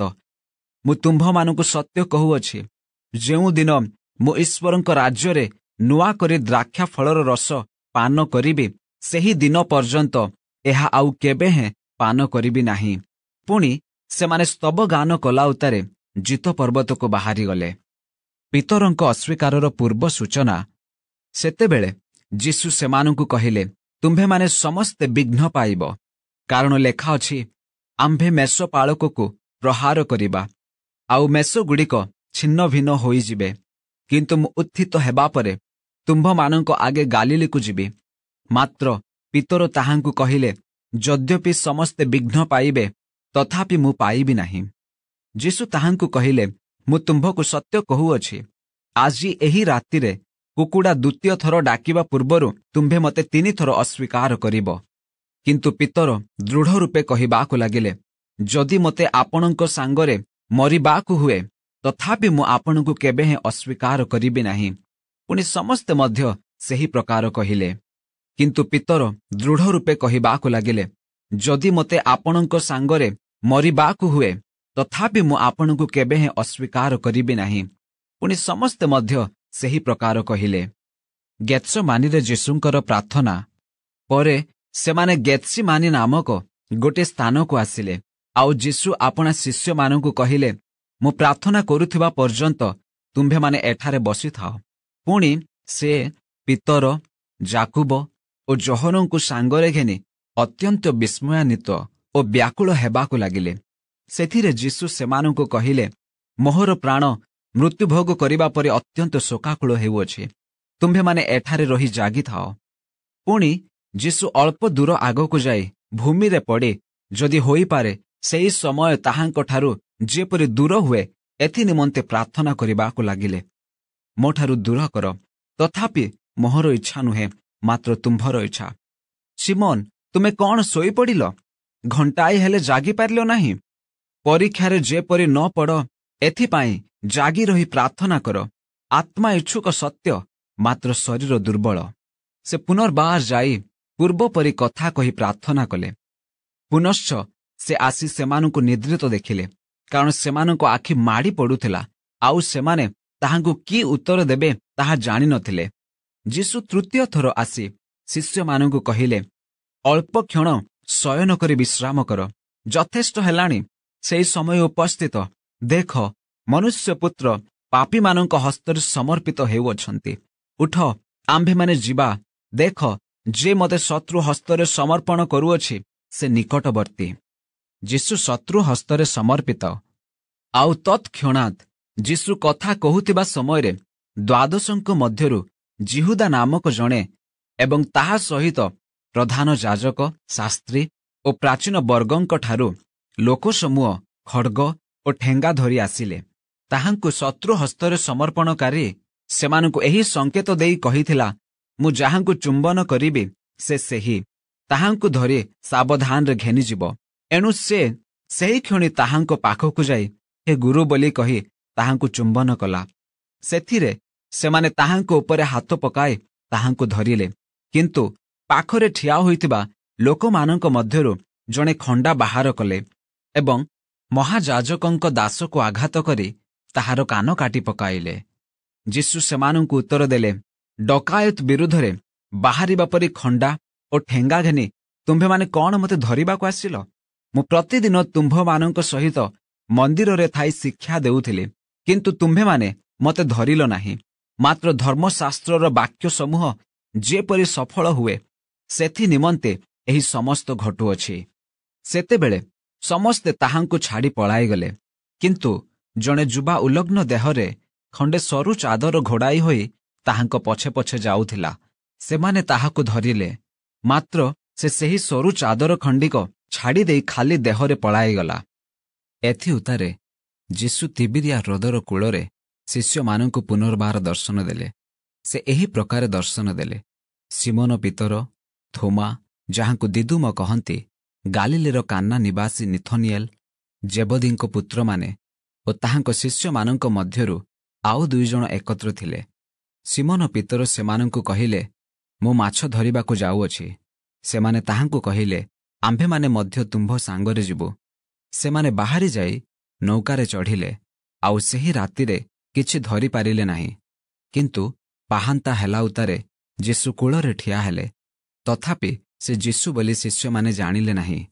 ଯୀଶୁ ସେମାନଙ୍କୁ କହିଲେ, ପିଲାମାନେ, ତୁମ୍ଭମାନଙ୍କ ପାଖରେ କ'ଣ କିଛି ଖାଇବାର ଅଛି? ସେମାନେ ତାହାଙ୍କୁ ଉତ୍ତର ଦେଲେ, ନାହିଁ। ସେ ସେମାନଙ୍କୁ କହିଲେ, ନୌକାର ଡାହାଣ ପାଖରେ ଜାଲ ପକାଅ, ଆଉ ତୁମ୍ଭେମାନେ ପାଇବ। ସେଥିରେ ସେମାନେ ଜାଲ ପକାଇଲେ, ଆଉ ଏତେ ମାଛ ପଡ଼ିଲା ଯେ ସେମାନେ ତାହା ଟାଣି ପାରିଲେ ନାହିଁ। ସେଥିରେ ଯୀଶୁ ଯେଉଁ ଶିଷ୍ୟଙ୍କୁ ପ୍ରେମ କରୁଥିଲେ, ସେ ପିତରଙ୍କୁ କହିଲେ, ଏ ତ ପ୍ରଭୁ।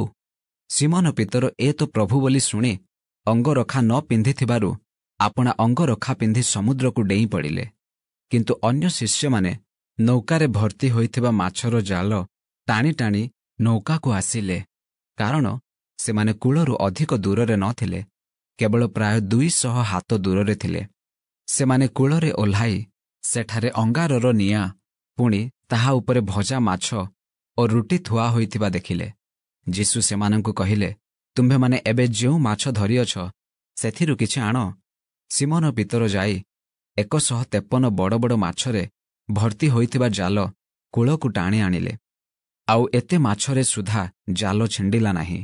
ଯୀଶୁ ସେମାନଙ୍କୁ କହିଲେ, ଆସି ଭୋଜନ କର। ଶିଷ୍ୟମାନଙ୍କ ମଧ୍ୟରୁ କେହି ତୁମ୍ଭେ କିଏ ବୋଲି ତାହାଙ୍କୁ ପଚାରିବାକୁ ସାହସ କରୁନଥିଲେ, କାରଣ ସେ ଯେ ପ୍ରଭୁ ଏହା ସେମାନେ ଜାଣିଥିଲେ। ଯୀଶୁ ଆସି ରୁଟି ଘେନି ସେମାନଙ୍କୁ ଦେଲେ, ଆଉ ସେହି ପ୍ରକାରେ ମାଛ ମଧ୍ୟ ଦେଲେ। ମୃତମାନଙ୍କ ମଧ୍ୟରୁ ଉତ୍ଥିତ ହେଲା ଉତ୍ତାରେ ଯୀଶୁ ଶିଷ୍ୟମାନଙ୍କୁ ଏହି ତୃତୀୟ ଥର ଦର୍ଶନ ଦେଲେ। ବେଥନିଆରେ ଯୀଶୁଙ୍କ ଅଭିଷେକ। ସେ ବେଥନିଆରେ କୁଷ୍ଠରୋଗରୁ ସୁସ୍ଥ ପାଇଥିବା ସିମୋନଙ୍କ ଗୃହରେ ଭୋଜନରେ ବସିଥିବା ସମୟରେ ଜଣେ ସ୍ତ୍ରୀ ଲୋକ ଗୋଟିଏ ପାତ୍ରରେ ବହୁମୂଲ୍ୟ ବିଶୁଦ୍ଧ ଜଟାମାଂସୀ ସୁଗନ୍ଧି ତୈଳ ଆଣି ସେହି ପାତ୍ର ଭାଙ୍ଗି ତାହାଙ୍କ ମସ୍ତକରେ ଢାଳିବାକୁ ଲାଗିଲେ। କିନ୍ତୁ କେତେକ ଲୋକ ବିରକ୍ତ ହୋଇ ପରସ୍ପରକୁ କହିଲେ, ତୈଳ କାହିଁକି ଏପରି ନଷ୍ଟ ହେଲା? ଏହି ତୈଳ ତ 300 ଦିନର ମଜୁରୀ ସମାନ ଟଙ୍କାରୁ ଅଧିକ ମୂଲ୍ୟରେ ବିକ୍ରୟ କରାଯାଇ ଦରିଦ୍ରମାନଙ୍କୁ ଦିଆଯାଇପାରିଥାନ୍ତା। ତେଣୁ ସେମାନେ ସେହି ସ୍ତ୍ରୀ ଲୋକକୁ ଗାଳି କରିବାକୁ ଲାଗିଲେ। କିନ୍ତୁ ଯୀଶୁ କହିଲେ, ତାହାକୁ ଛାଡ଼ିଦିଅ, କାହିଁକି ତାହାକୁ କଷ୍ଟ ଦେଉଅଛ? ସେ ମୋ ପ୍ରତି ଉତ୍ତମ କର୍ମ କରିଅଛି, କାରଣ ଦରିଦ୍ରମାନେ ତ ସର୍ବଦା ତୁମ୍ଭମାନଙ୍କ ନିକଟରେ ଅଛନ୍ତି, ଆଉ ତୁମ୍ଭମାନଙ୍କର ଯେତେବେଳେ ଇଚ୍ଛା ସେତେବେଳେ ସେମାନଙ୍କର ଉପକାର କରିପାର। ମାତ୍ର ମୁଁ ସର୍ବଦା ତୁମ୍ଭମାନଙ୍କ ନିକଟରେ ନଥିବି। ତାହାର ଯାହା ସାଧ୍ୟ ତାହା ସେ କରିଅଛି। ସେ ସମାଧି ନିମନ୍ତେ ମୋହର ଶରୀରକୁ ପୂର୍ବରୁ ତୈଳର ଅଭିଷେକ କରିଅଛି। ମୁଁ ତୁମ୍ଭମାନଙ୍କୁ ସତ୍ୟ କହୁଅଛି, ସମସ୍ତ ଜଗତର ଯେକୌଣସି ସ୍ଥାନରେ ସୁସମାଚାର ଘୋଷଣା କରାଯିବ, ସେ ସ୍ଥାନରେ ଏ ସ୍ତ୍ରୀ ଲୋକର ସ୍ମରଣାର୍ଥେ ତାହାର ଏହି କର୍ମର କଥା ମଧ୍ୟ କୁହାଯିବ। ଯୀଶୁଙ୍କୁ ଧରାଇ ଦେବା ପାଇଁ ଯିହୁଦୀର ସମ୍ମତି। ସେଥିରେ 12 ଶିଷ୍ୟମାନଙ୍କ ମଧ୍ୟରୁ ଇସ୍କାରିୟତୀ ଯିହୁଦା ନାମକ ଜଣେ ଯୀଶୁଙ୍କୁ ପ୍ରଧାନ ଯାଜକମାନଙ୍କ ହସ୍ତରେ ସମର୍ପଣ କରିବା ନିମନ୍ତେ ସେମାନଙ୍କ ନିକଟକୁ ଗଲା। ସେମାନେ ତାହା ଶୁଣି ଆନନ୍ଦିତ ହେଲେ ଓ ତାହାଙ୍କୁ ଟଙ୍କା ଦେବା ପାଇଁ ପ୍ରତିଜ୍ଞା କଲେ। ସେଥିରେ ସେ ତାହାଙ୍କୁ ସୁବିଧା ଅନୁସାରେ କିପରି ଧରାଇ ଦେଇପାରେ ଏହା ଅନ୍ୱେଷଣ କରିବାକୁ ଲାଗିଲା। ଶିଷ୍ୟଙ୍କ ସହ ଭୋଜ ପାଳନ ପରେ ଖମିର ଶୂନ୍ୟ ରୋଟି ପର୍ବର ପ୍ରଥମ ଦିନରେ, ଯେଉଁଦିନ ନିସ୍ତାର ପର୍ବର ମେଷ ଶାବକ ବଳିଦାନ କରାଯାଏ, ସେହି ଦିନ ତାହାଙ୍କ ଶିଷ୍ୟମାନେ ତାହାଙ୍କୁ ପଚାରିଲେ, ଆମ୍ଭେମାନେ ଯାଇ କେଉଁ ସ୍ଥାନରେ ଆପଣଙ୍କ ନିମନ୍ତେ ନିସ୍ତାର ପର୍ବର ଭୋଜ ପ୍ରସ୍ତୁତ କରିବୁ ବୋଲି ଆପଣ ଇଚ୍ଛା କରନ୍ତି? ସେଥିରେ ସେ ଆପଣା ଶିଷ୍ୟମାନଙ୍କ ମଧ୍ୟରୁ 2 ଜଣଙ୍କୁ ଏହା କହି ପଠାଇଲେ, ତୁମ୍ଭେମାନେ ନଗରକୁ ଯାଅ, ଆଉ ଜଳକୁମ୍ଭ ଘେନି ଯାଉଥିବା ଜଣେ ଲୋକ ତୁମ୍ଭମାନଙ୍କୁ ଭେଟିବ। ତାହାର ପଛେ ପଛେ ଯାଅ। ସେ ଯେଉଁ ଗୃହରେ ପ୍ରବେଶ କରିବ, ସେହି ଗୃହର କର୍ତ୍ତାଙ୍କୁ କୁହ, ଗୁରୁ ପଚାରୁଅଛନ୍ତି, ମୁଁ ମୋହର ଶିଷ୍ୟମାନଙ୍କ ସହିତ ଯେଉଁଠାରେ ନିସ୍ତାର ପର୍ବର ଭୋଜ ପାଳନ କରିବି, ମୋହର ସେହି ଅତିଥିଶାଳା କାହିଁ? ସେଥିରେ ସେ ତୁମ୍ଭମାନଙ୍କୁ ସୁସଜ୍ଜିତ ଓ ପ୍ରସ୍ତୁତ ଗୋଟିଏ ଉପରିସ୍ଥ ବୃହତ କୋଠରୀ ଦେଖାଇଦେବେ। ସେ ସ୍ଥାନରେ ଆମ୍ଭମାନଙ୍କ ପାଇଁ ପ୍ରସ୍ତୁତ କର। ତହିଁରେ ଶିଷ୍ୟମାନେ ପ୍ରସ୍ଥାନ କରି ନଗରରେ ପ୍ରବେଶ କଲେ। ପୁଣି ଯୀଶୁ ସେମାନଙ୍କୁ ଯେପରି କହିଥିଲେ ସେହିପରି ଦେଖି ନିସ୍ତାର ପର୍ବର ଭୋଜ ପ୍ରସ୍ତୁତ କଲେ। ସନ୍ଧ୍ୟା ହୁଅନ୍ତେ ସେ 12 ଶିଷ୍ୟଙ୍କ ସହିତ ଆସିଲେ। ସେମାନେ ବସି ଭୋଜନ କରୁଥିବା ସମୟରେ ଯୀଶୁ କହିଲେ, ମୁଁ ତୁମ୍ଭମାନଙ୍କୁ ସତ୍ୟ କହୁଅଛି, ତୁମ୍ଭମାନଙ୍କ ମଧ୍ୟରୁ ଜଣେ ଯେ କି ମୋ ସାଙ୍ଗରେ ଭୋଜନ କରୁଅଛି, ସେ ମୋତେ ଶତ୍ରୁ ହସ୍ତରେ ସମର୍ପଣ କରିବ। ସେଥିରେ ଶିଷ୍ୟମାନେ ଦୁଃଖିତ ହୋଇ ଜଣ ଜଣ କରି ତାହାଙ୍କୁ ପଚାରିବାକୁ ଲାଗିଲେ, ସେ କ'ଣ ମୁଁ?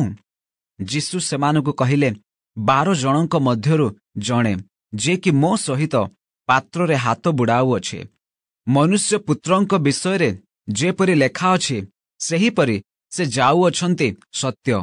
କିନ୍ତୁ ଯେଉଁ ଲୋକ ଦ୍ୱାରା ମନୁଷ୍ୟ ପୁତ୍ର ଶତ୍ରୁ ହସ୍ତରେ ସମର୍ପିତ ହେଉଅଛନ୍ତି, ହାୟ ସେ ଦଣ୍ଡର ପାତ୍ର। ସେହି ଲୋକ ଜନ୍ମ ହୋଇନଥିଲେ ତାହା ପକ୍ଷରେ ଭଲ ହୋଇଥାନ୍ତା। ପ୍ରଭୁ ଭୋଜ ବିଧି ସ୍ଥାପନ। ସେମାନେ ଭୋଜନ କରୁଥିବା ସମୟରେ ଯୀଶୁ ରୁଟି ଘେନି ଆଶୀର୍ବାଦ କଲେ ଓ ତାହା ଭାଙ୍ଗି ସେମାନଙ୍କୁ ଦେଇ କହିଲେ, ନିଅ, ଏହା ମୋହର ଶରୀର।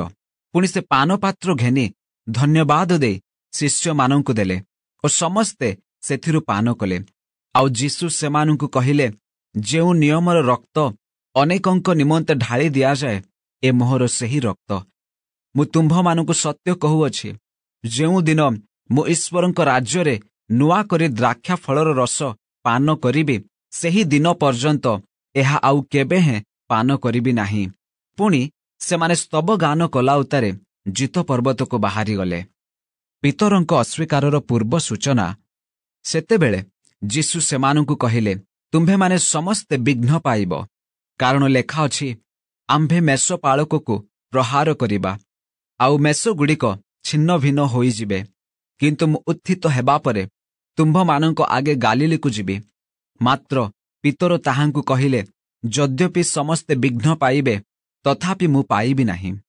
ଯୀଶୁ ତାହାଙ୍କୁ କହିଲେ, ମୁଁ ତୁମ୍ଭକୁ ସତ୍ୟ କହୁଅଛି, ଆଜି ଏହି ରାତିରେ କୁକୁଡ଼ା ଦ୍ୱିତୀୟ ଥର ଡାକିବା ପୂର୍ବରୁ ତୁମ୍ଭେ ମୋତେ 3 ଥର ଅସ୍ୱୀକାର କରିବ। କିନ୍ତୁ ପିତର ଦୃଢ଼ ରୂପେ କହିବାକୁ ଲାଗିଲେ, ଯଦି ମୋତେ ଆପଣଙ୍କ ସାଙ୍ଗରେ ମରିବାକୁ ହୁଏ, ତଥାପି ମୁଁ ଆପଣଙ୍କୁ କେବେ ହେଁ ଅସ୍ୱୀକାର କରିବି ନାହିଁ। ପୁଣି ସମସ୍ତେ ମଧ୍ୟ ସେହି ପ୍ରକାର କହିଲେ।